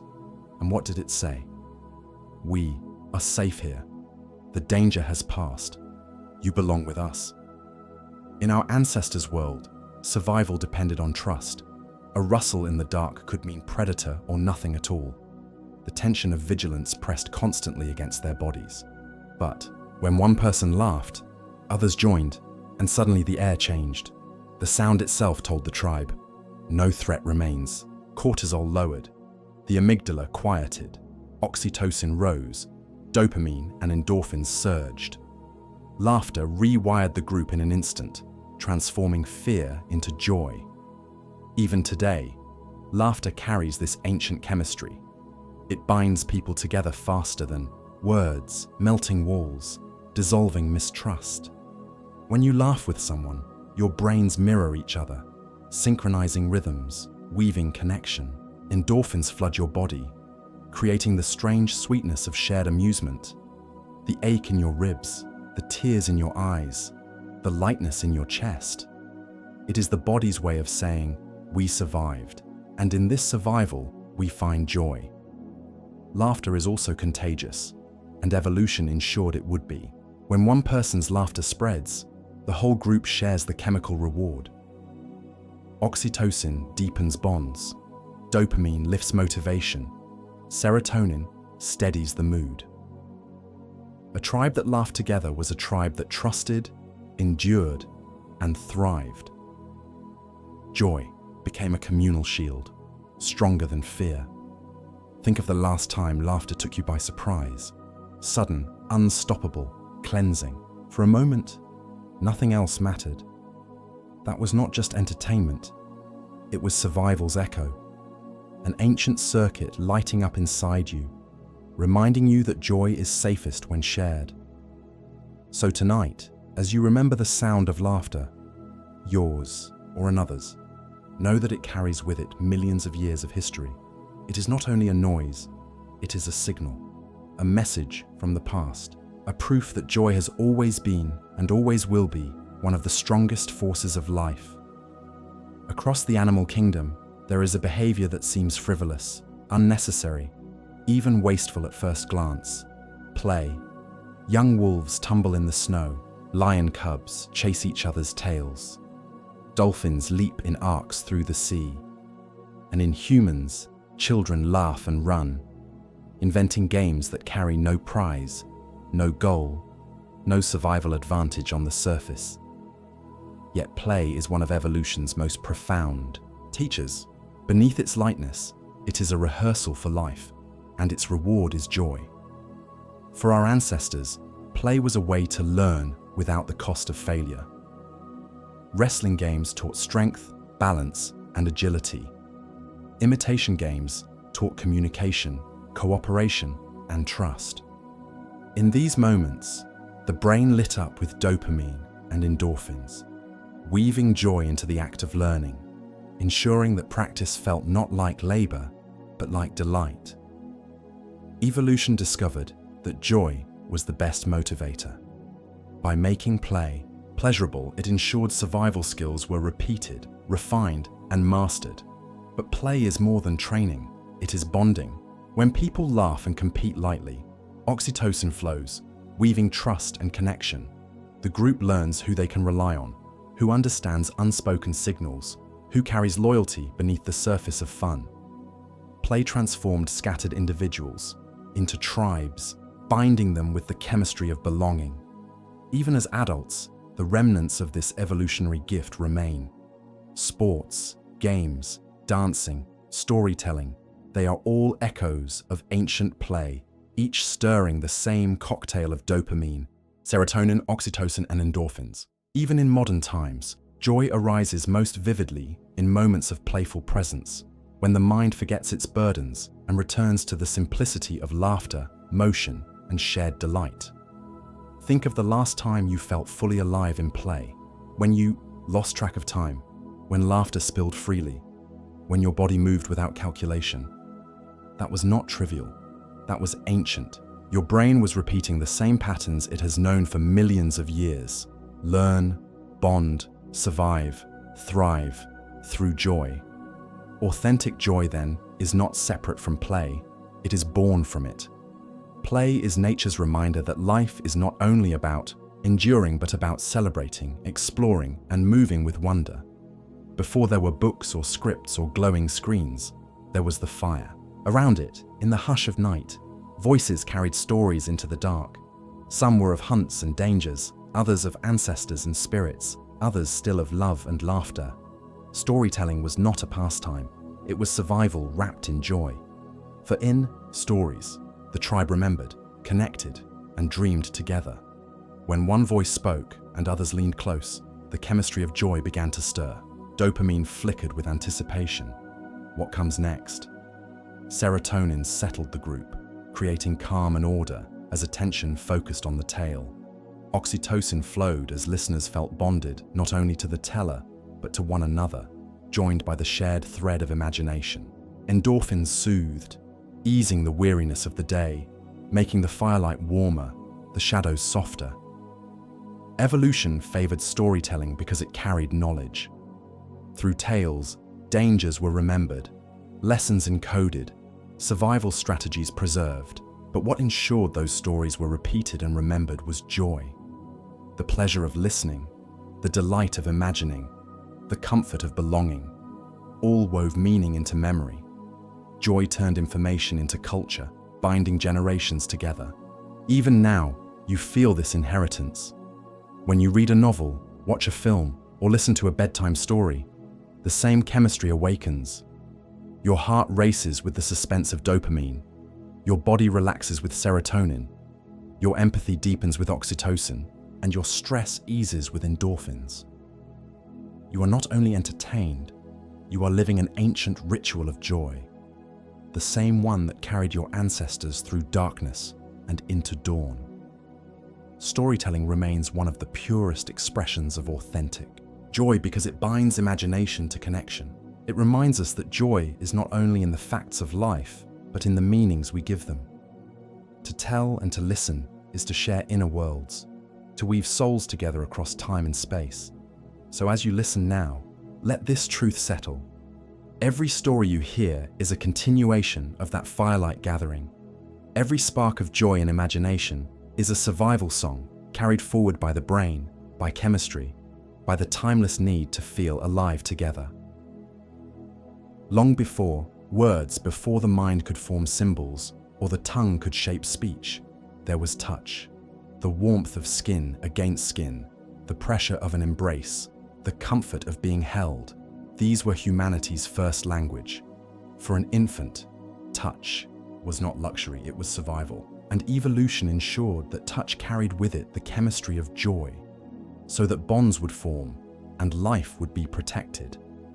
When skin meets skin, oxytocin flows, binding one nervous system to another. In a mother's touch, in the embrace of kin, the infant's amygdala softens, cortisol ebbs, and the body learns the feeling of safety. This lesson is never lost. Even as adults, touch carries the same ancient power, calming the storm, lowering the guard, reminding the body that it is not alone. Dopamine stirs too, rewarding closeness, making you seek it again. Serotonin steadies the mood, endorphins soothe the body. A simple hand resting on yours can shift the entire chemistry of the brain, turning fear into calm, loneliness into belonging, pain into comfort. Touch is a key that unlocks the architecture of joy. Think of our ancestors huddled together for warmth in the night. Their survival was ensured not only by fire but by closeness, skin to skin, heart to heart. Those who bonded through touch endured.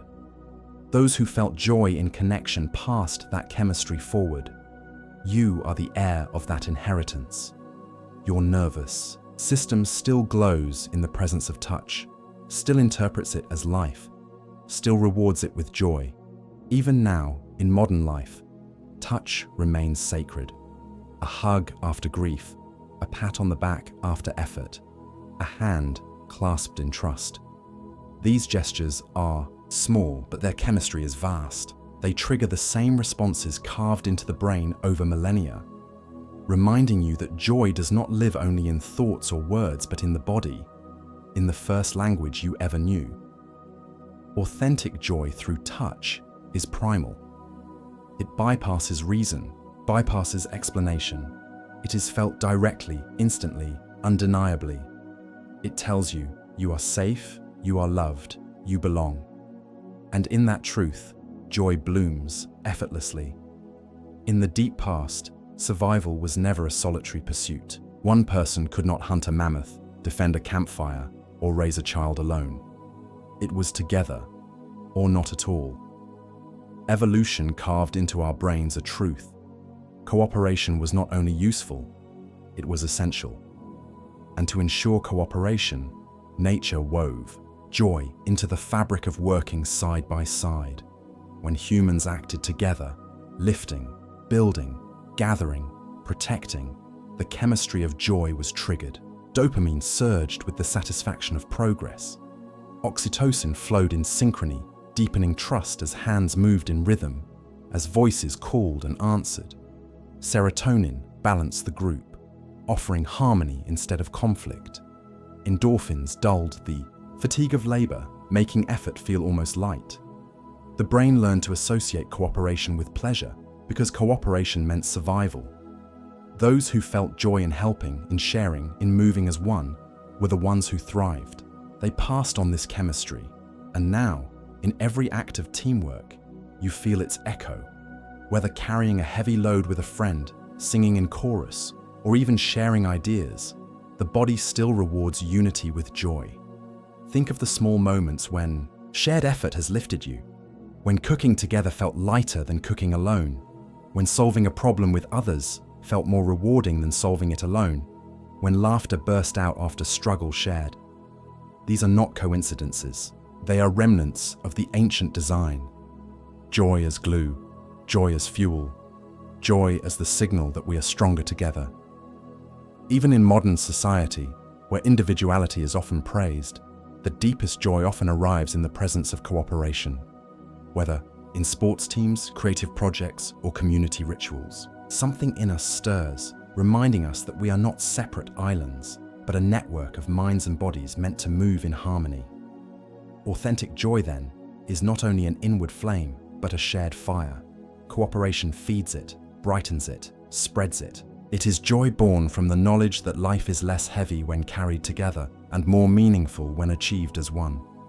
Long before instruments, there was rhythm, the beating of hands on hollow logs, the stamping of feet on earth, the rise and fall of voices in unison. Music is as ancient as breath, older than language, born from the primal recognition that rhythm could unify, could elevate, could transform, and with music came joy. When sound becomes rhythm, the brain's motor circuits awaken. Neurons begin to fire in synchrony with the beat, pulling the body into movement. Head nodding, feet tapping, heart quickening.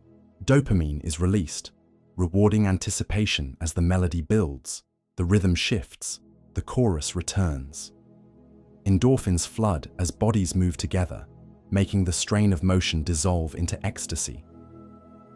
Oxytocin flows when voices rise in harmony, binding singers and listeners into a single collective heartbeat. Evolution did not waste this gift. Music became ritual, around fires, in ceremonies, in battle preparations, in celebrations. People sang and drummed and danced. The chemistry of joy ensured participation. Music bonded the tribe, strengthened identity, made hardship more bearable. Joy was the glue, music the spark. Together, they carried groups through famine, fear, and uncertainty.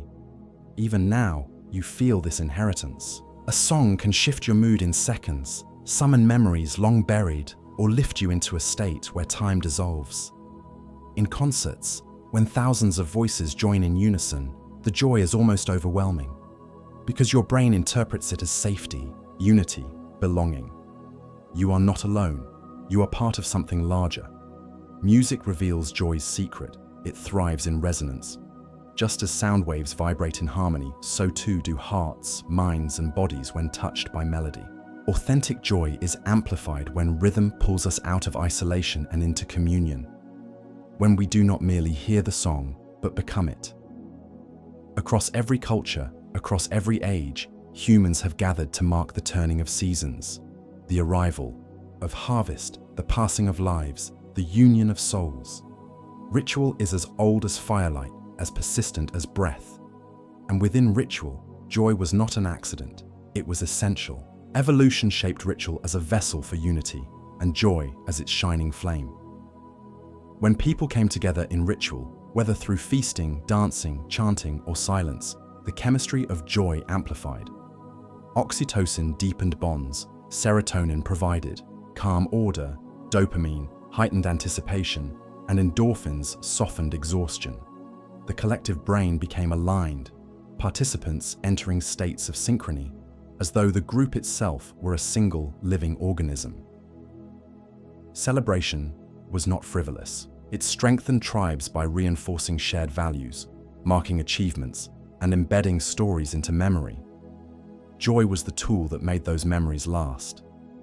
When the harvest was celebrated with dance and song, gratitude was not just remembered, it was felt. When births, marriages, and victories were honored, the joy made the community stronger, weaving trust into every heart. Even grief, when carried through ritual, was softened by the chemistry of joy. Mourning rituals allowed pain to be held collectively so that no one carried sorrow alone.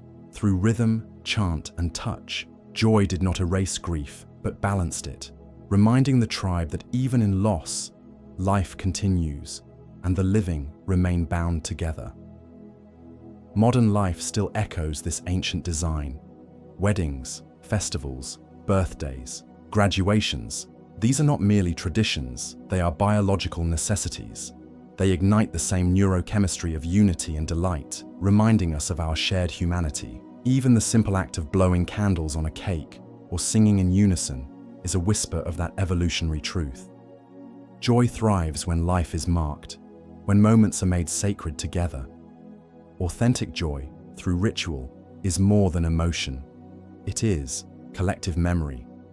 It carries the past into the present, and the present into the future, ensuring that meaning is never lost, but renewed again and again in the fire of celebration. In the harsh landscapes of early survival, scarcity was the rule. Food was limited, safety uncertain, life fragile. Yet even in such conditions, a paradox emerged. Humans gave. They shared food, warmth, protection, not because they could afford to, but because something deeper compelled them. Evolution carved generosity into our biology, ensuring it was not only noble but pleasurable. And so, joy became inseparable from giving.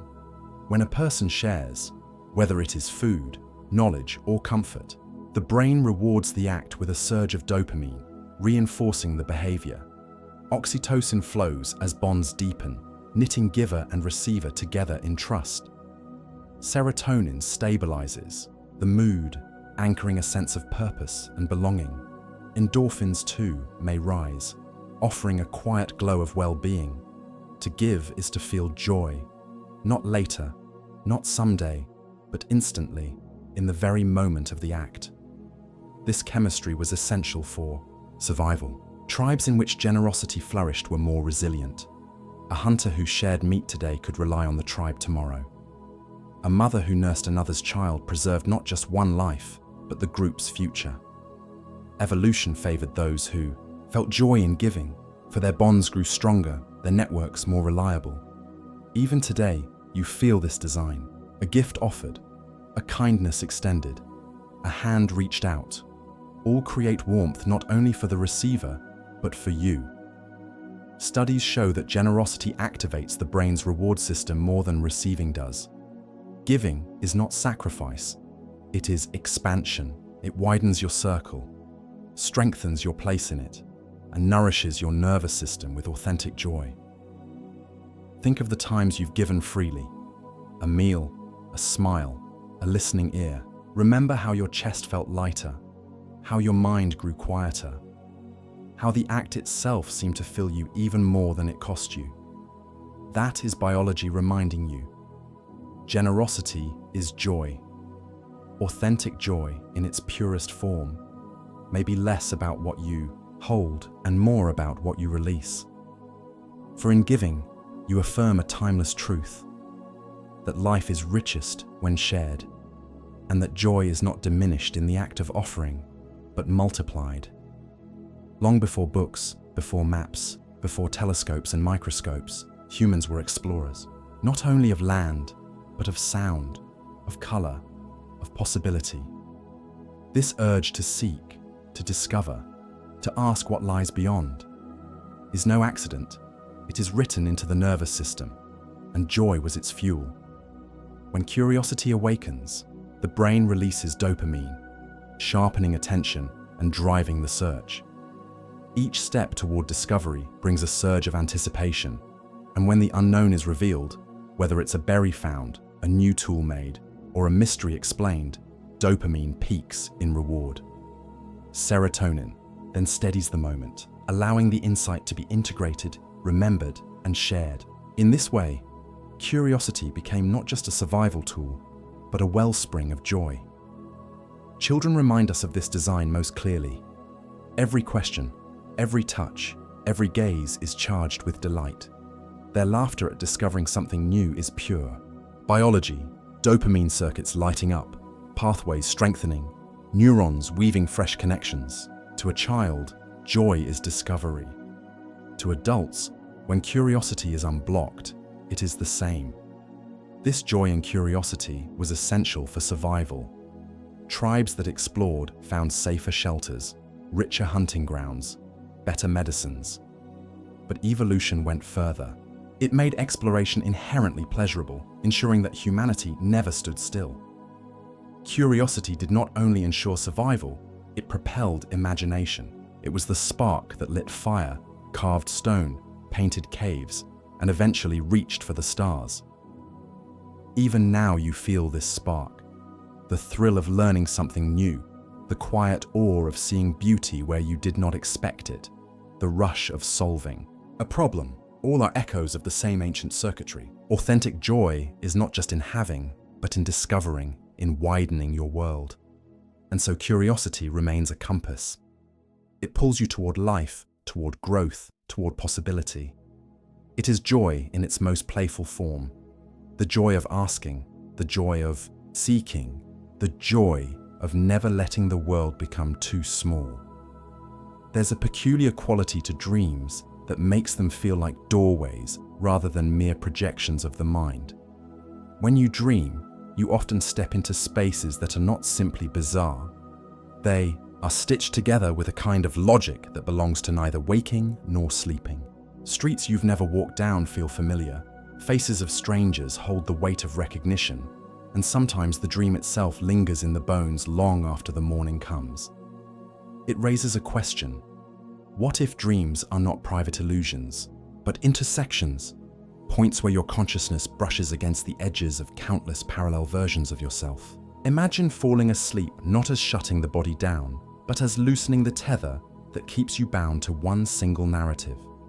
The brain, in this vision, is not inventing random symbols from scraps of memory. It is tuning, like a radio, to channels that broadcast from parallel streams of existence. The figures you meet in your dreams may not be subconscious shadows, but reflections of the other you, caught mid-step in a life just adjacent to yours. When you wake with the sense that something important just slipped through your fingers, it may be because you've returned from another version of yourself that carried knowledge you cannot quite hold on to here. Consider those dreams where you recognize someone you've never met, yet feel certain you've known them for years, or the recurring landscapes, hills, streets, rooms that never exist in waking life, but appear again and again as if they belong to a permanent geography just outside of reach. In this frame, the dream is less a creation and more an encounter, a crossing of paths in a network of realities so vast that they fold into each other at night. This would explain why dreams can feel both nonsensical and profound.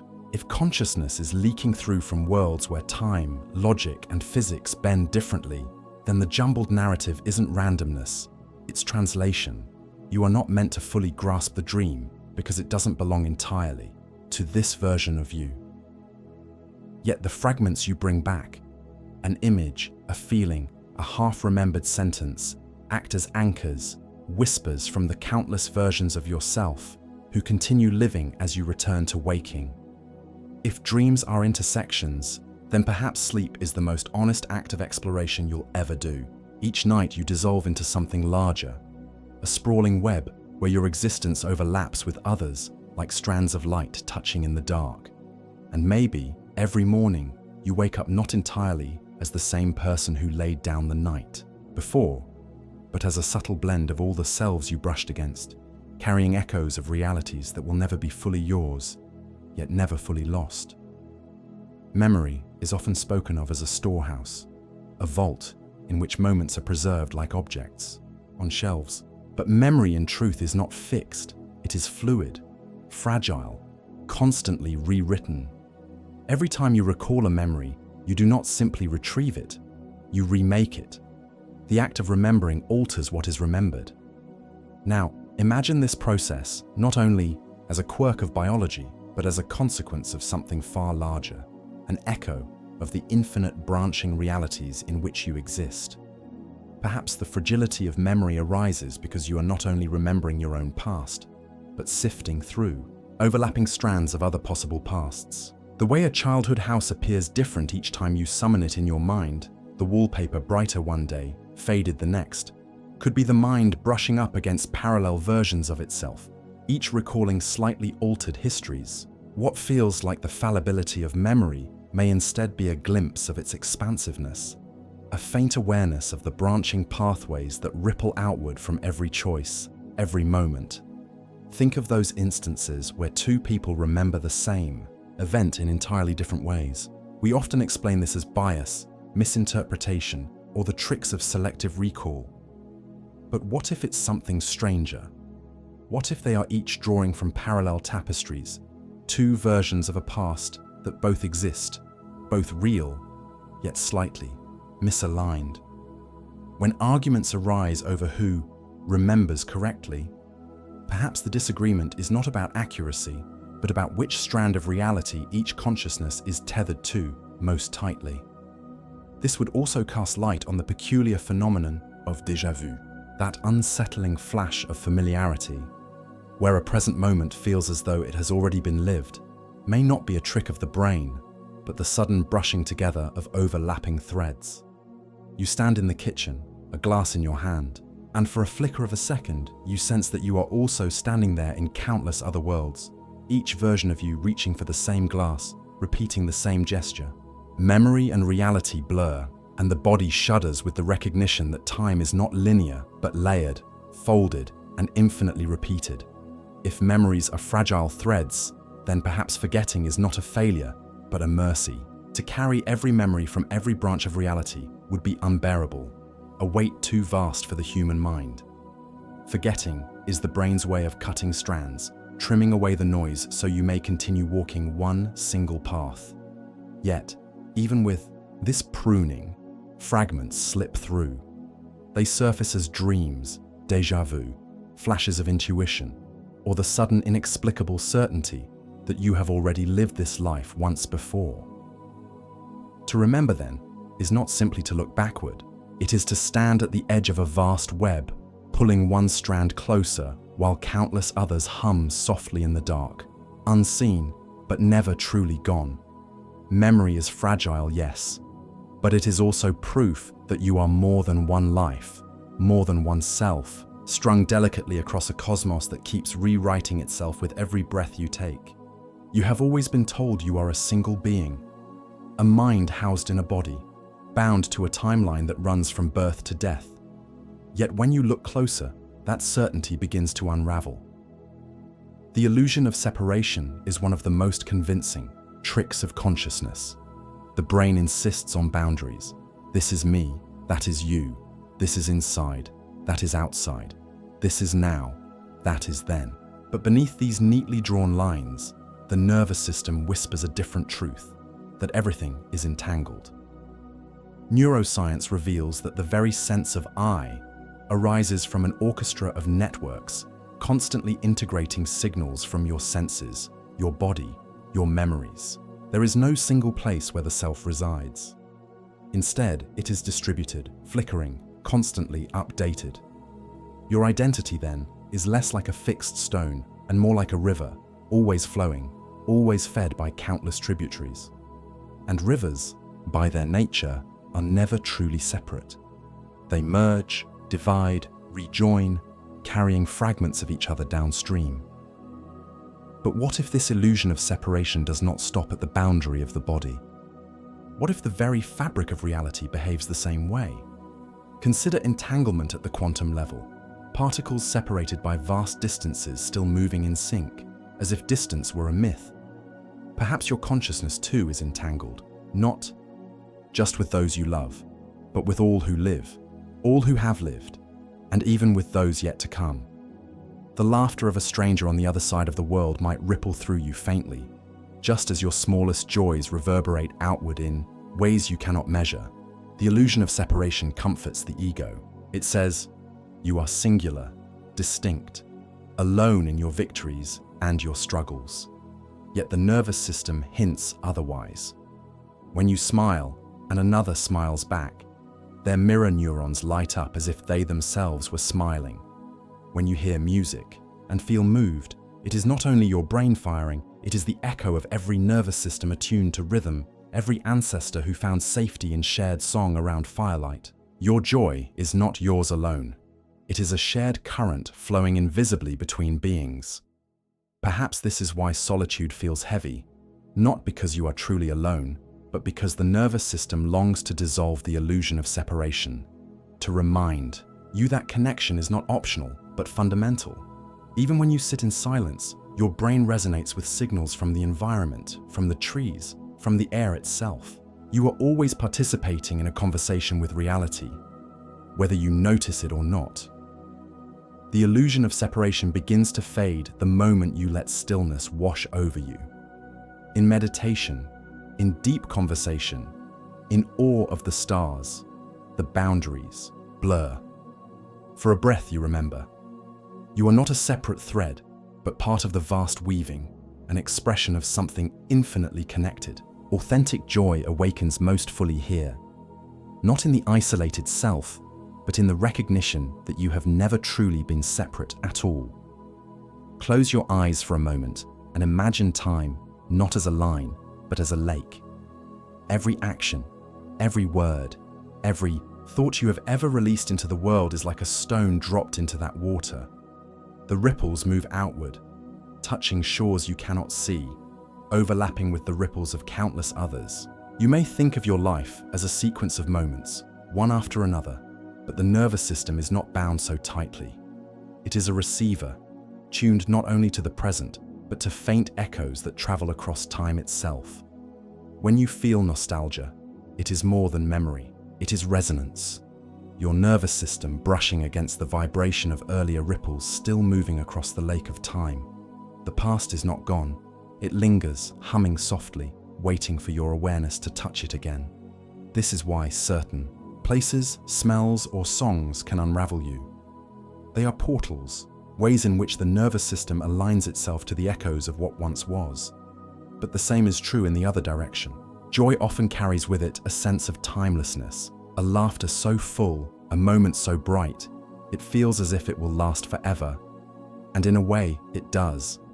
That joy, once released, continues its journey, rippling forward into futures you will never see, shaping lives you will never meet. Perhaps your nervous system is not only tuned to the past, but also faintly aware of these futures. Dreams, intuitions, déjà vu moments that feel as if the future is whispering back to you.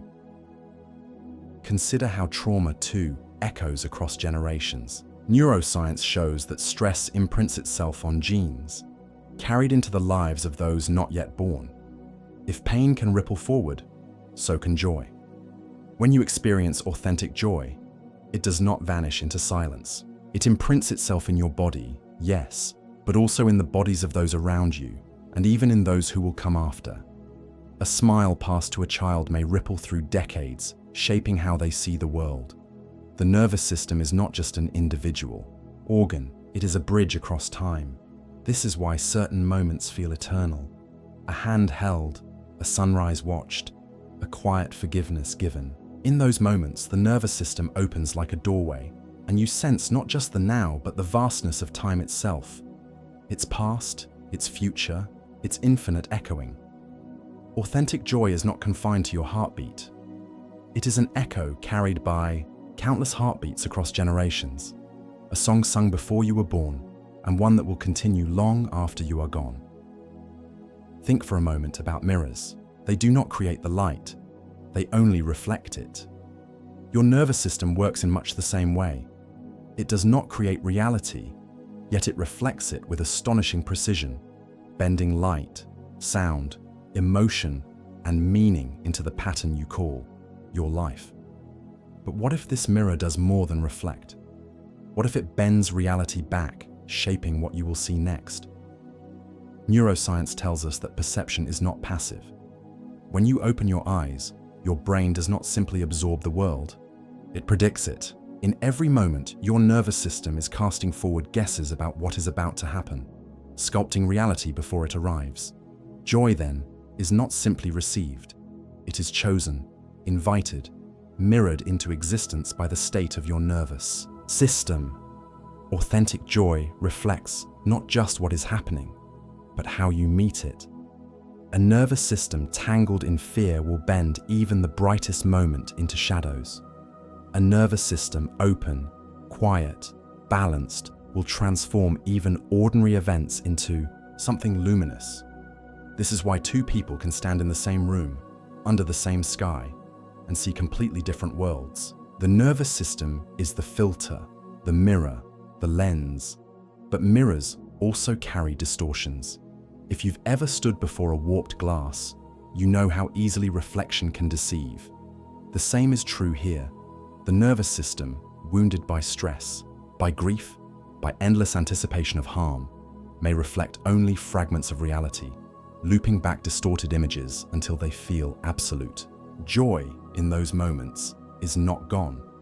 It is merely hidden, lost behind the fog of a mirror in need of cleaning. And here is the mystery.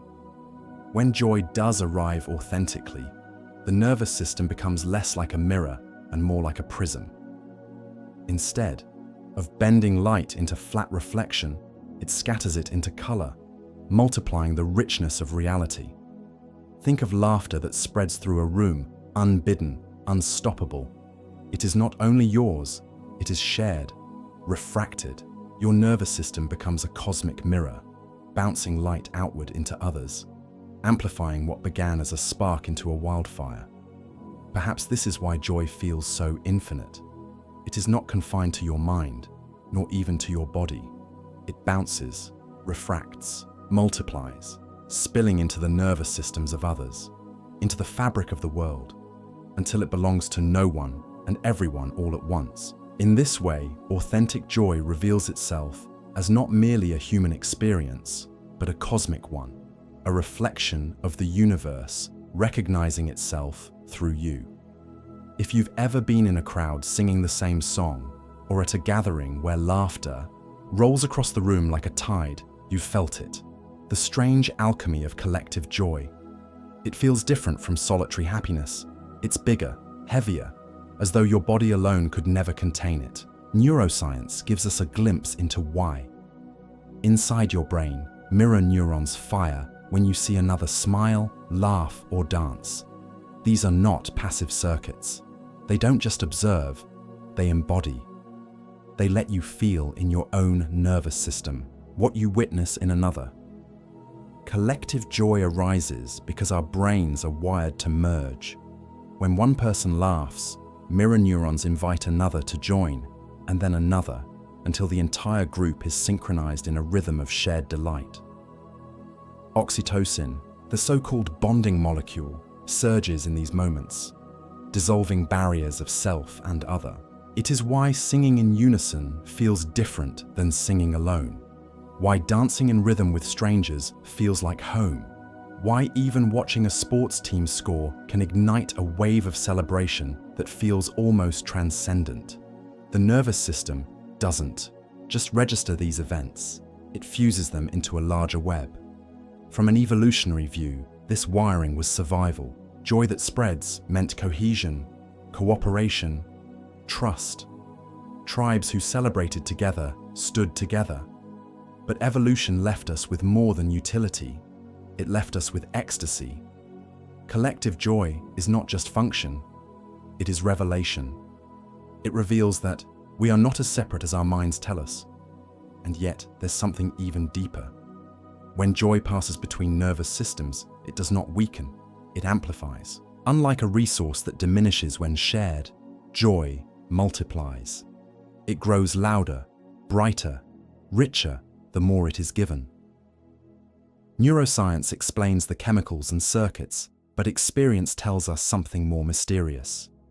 Collective joy is a glimpse of unity, of a field of consciousness where the borders blur and the many become one.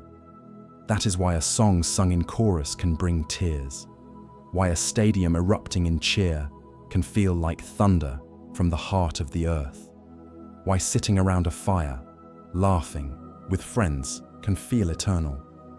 Your nervous system is not only yours, it is a thread in a greater web, and joy, when shared, is the vibration that makes the whole web shimmer. The modern world hums at a pace evolution never anticipated. Constant notifications, endless streams of images, an environment saturated with comparison and demand. This is not the rhythm your nervous system was sculpted for. What once evolved to respond to the subtle rustle of leaves or the warmth of firelight is now bombarded with artificial urgency. And in this storm, joy can feel fragile, easily drowned.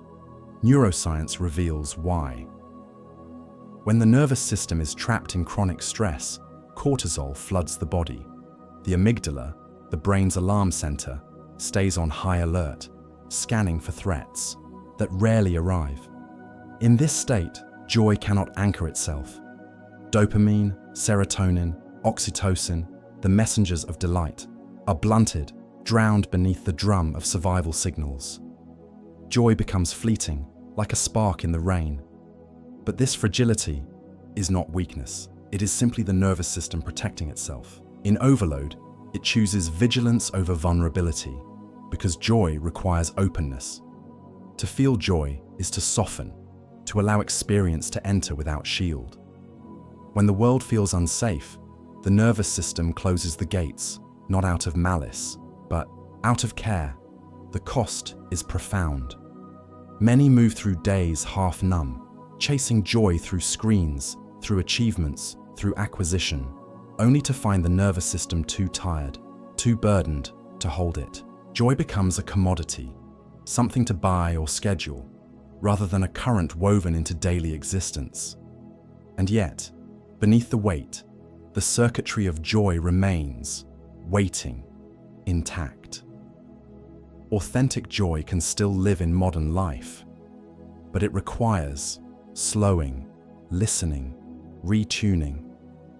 It asks you to honor the fragility, to create moments of stillness where the nervous system can unclench. A walk in nature, a deep breath, a single shared smile.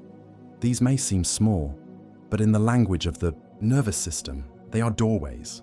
Each moment of quiet safety allows the gates to open, if only slightly, letting joy slip back in. The fragility of joy, then, is not a flaw, it is an invitation. It reminds us that joy is not automatic, not guaranteed, not programmable. It must be cultivated, nurtured, protected. And in a world of noise, the act of making space for joy becomes not just personal care, but a form of rebellion. If you listen closely, joy does not simply visit at random. It points. Like a compass needle, it aligns toward what matters most to your nervous system, to your soul. Joy does not merely decorate life, it directs it. When you feel authentic joy, your body is telling you, this is the path that makes you whole. Neuroscience offers insight into this compass. The brain's reward circuits, anchored in the ventral striatum and prefrontal cortex, light up not only when you receive pleasure, but when your actions align with values, when your choices connect with belonging, purpose, and growth. This is why fleeting highs feel different from lasting joy. Dopamine spikes with novelty, but it is serotonin and oxytocin, weaving stability and connection, that give joy its deeper tone. Together, they guide you toward meaning rather than mere stimulation. Think of times when joy has surprised you, perhaps in helping a stranger, in watching someone you love succeed, in creating something from your own imagination. These moments feel different from winning a game or buying something new. They glow longer. They carry weight. Your nervous system is marking them as significant, as directions worth following. In modern life, it is easy to mistake the compass needle for static. Constant noise can pull the circuits of joy toward distraction, toward likes, achievements, acquisitions. But when you pause, when you feel into the joy that lingers rather than fades, you begin to see the true compass. Authentic joy is not shallow. It is not loud. It is quiet, steady, enduring, always pointing you back to alignment. What makes this even more extraordinary is that your nervous system doesn't keep the compass to itself. When you live in alignment with joy, others feel it. Your presence shifts. You become not only guided, but a guide. Like fire spreading from torch to torch, your compass becomes a beacon in the lives of others. So when confusion rises, when life feels tangled, you can ask, where is my joy pointing me? Not the rush, not the fleeting high, but the joy that deepens, the joy that endures. It is not frivolous, it is evolutionary. It is your nervous system's way of whispering, this is your direction, this is your meaning, this is home. Long before words, before thought even, the body knew joy. A child does not need to be taught to laugh. The sound erupts naturally, carried through the chest and belly, spilling into the air like music. Joy is not an idea. It is embodied, played on the strings of your nervous system as though your body itself were an instrument. When joy arises, your heart shifts rhythm. The vagus nerve, running like a great river from brain to gut, carries signals of safety. Your breath deepens, muscles soften, immune cells awaken. Even the skin warms, expanding, with blood flow. Neuroscience maps these changes with precision, but what it reveals is simple. Joy is not just felt in the mind, it is performed by the body. Movement amplifies this truth. Dancing, running, even walking with openness can turn the body into a resonator of joy. Endorphins rise, dopamine surges, oxytocin blooms when movement is shared. The body does not wait for thought, it acts, and in that action, joy spreads. Consider laughter again. It is not intellectual, it is physical.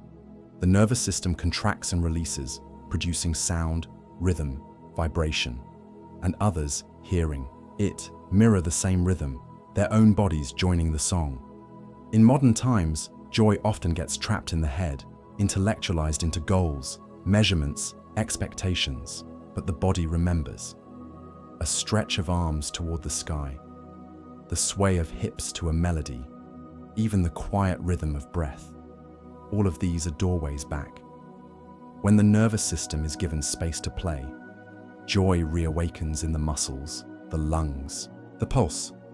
This is why rituals of joy across cultures nearly always include movement. Dance circles, festivals, rituals around fire, joy embodied in rhythm, sound, breath. The nervous system was never meant to feel joy in isolation. It was meant to radiate it, to let the body carry what the heart holds, to make the invisible visible.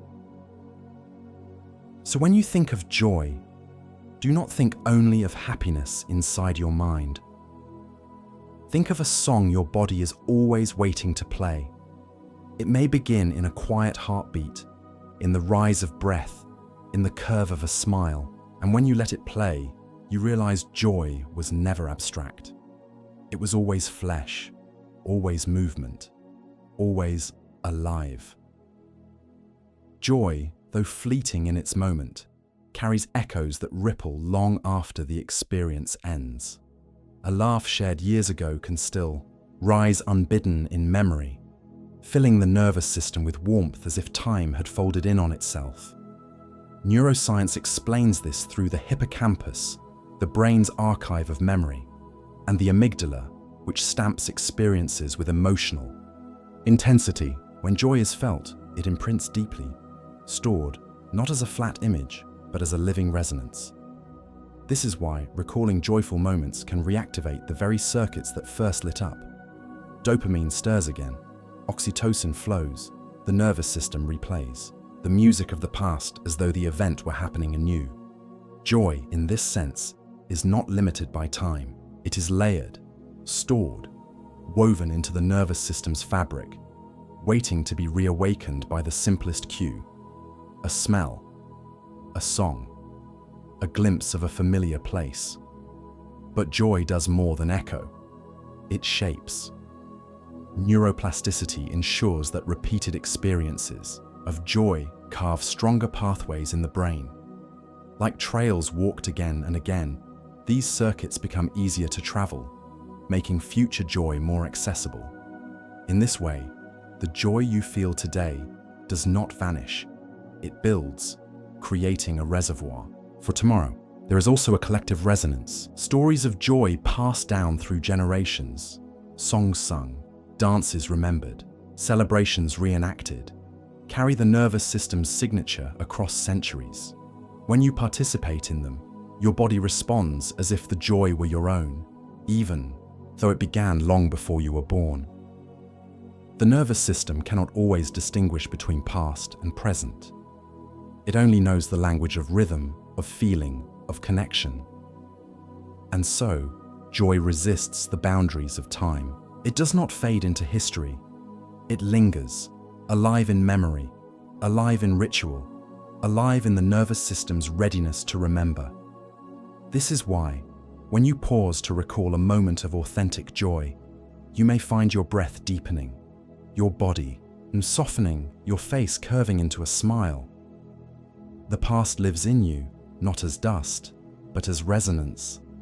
Perhaps this is joy's greatest gift, to remind us that while moments pass, their light remains.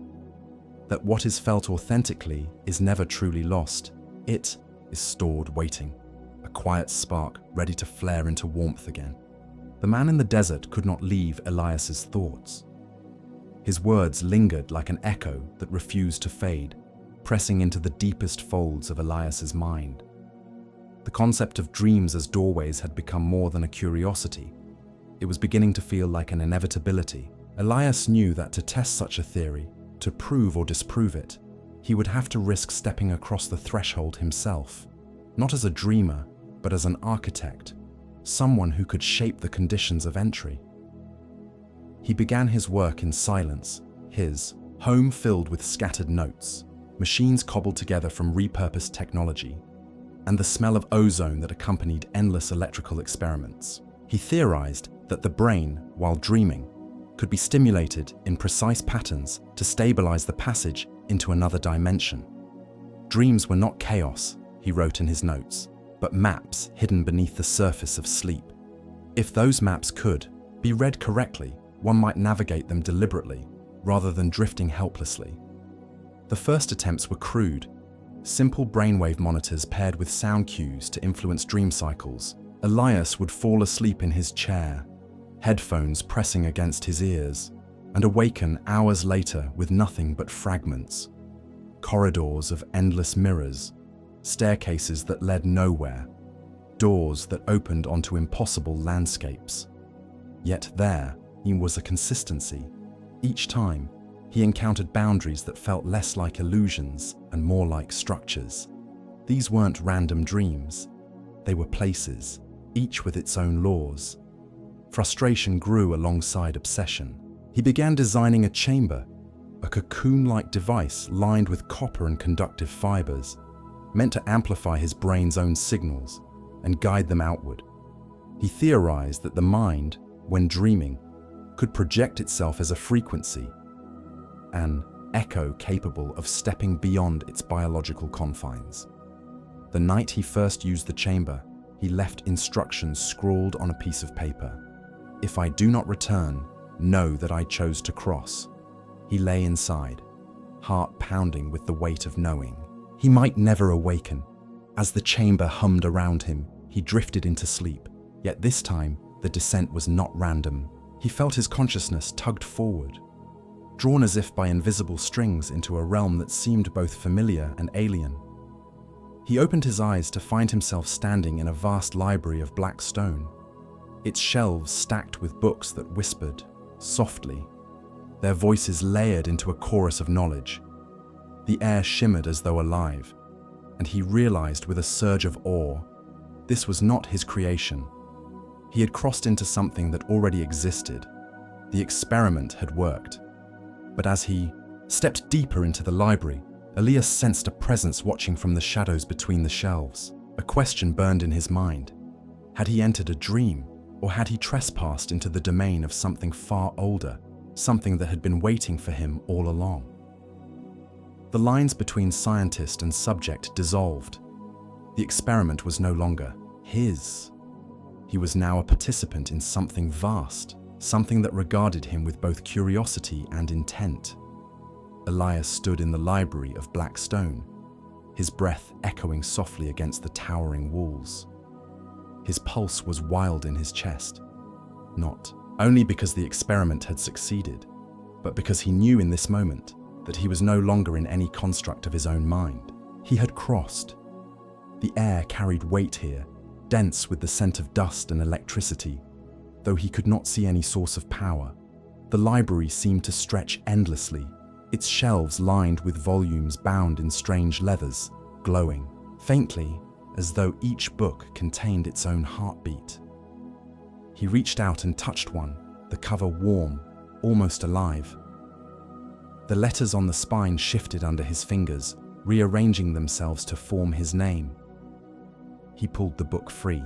The weight of it was overwhelming, and when he opened it, his breath caught. The pages contained his life, memories scrawled in ink, each one flickering like a candle flame. But the book did not end with his present. It continued, filled with scenes he had not yet lived. Entire chapters sprawled ahead, describing futures he had not yet reached. He slammed the book shut in shock, and the sound echoed through the vast chamber like a thunderclap. Something stirred. From the end of a long aisle, shadows bled outward, coalescing into a shape that moved with deliberate slowness. Elias's instincts screamed at him to hide, but he forced himself to stand still, to meet whatever was approaching. The shadow resolved into a tall figure, cloaked and faceless, carrying a lantern whose light revealed nothing but deep darkness inside its glass. The figure stopped before him, tilting its head as though studying him. It spoke without sound, its voice forming directly in Elias's mind. You have crossed deliberately. Few dare to step with such intent. Elias struggled to form words. What is this place? The lantern flared briefly, then dimmed again. This is not a place. It is a hinge. Dreams open doors, but most drift unaware. You have chosen the door, and now you stand in the threshold. A chill spread through Elias. Threshold to what? The figure leaned closer, and though it had no face. Elias felt eyes pressing into him, ancient and unyielding. To yourself, to others, to worlds that bleed into one another. The crossings are not one way. If you step forward, what lies beyond will also see you. The weight of the warning struck him like a physical blow. He realized that in trying to control the crossing, he had invited something more dangerous than he could have imagined. This was not a dream to be mapped. It was a passage where entities waited, watching, deciding. And then, as if to prove the point, Elias felt something shift inside him. The book in his hand grew hot, vibrating. And when he looked down, the pages had changed. Again. The future was gone, replaced instead with empty parchment. The figure turned away, walking deeper into the shadows. The rest is for you to write, it said, fading into the dark. Elias stood trembling, aware now that he had not only crossed, but had been recognized. The experiment had proven more than he wanted. It proved that the dream was alive, and it had seen him. And so, we close our wandering tonight, tracing the hidden pathways of the mind, where joy flickers like lanterns in forgotten halls, where dreams fold into dimensions unseen, and where every heartbeat writes another line in the book of our becoming. If you have traveled with me this far, know that your presence here is felt, your stillness, your curiosity, your willingness to drift with the story. Let the echoes linger in you, softly, without demand. Let them dissolve like mist, until only a calm hush remains. Rest now. The night will hold you. And perhaps, when your own eyes close, you too will find yourself at the threshold of a dream that watches back. This is Mind Peace, where the quiet speaks and the cosmos listens.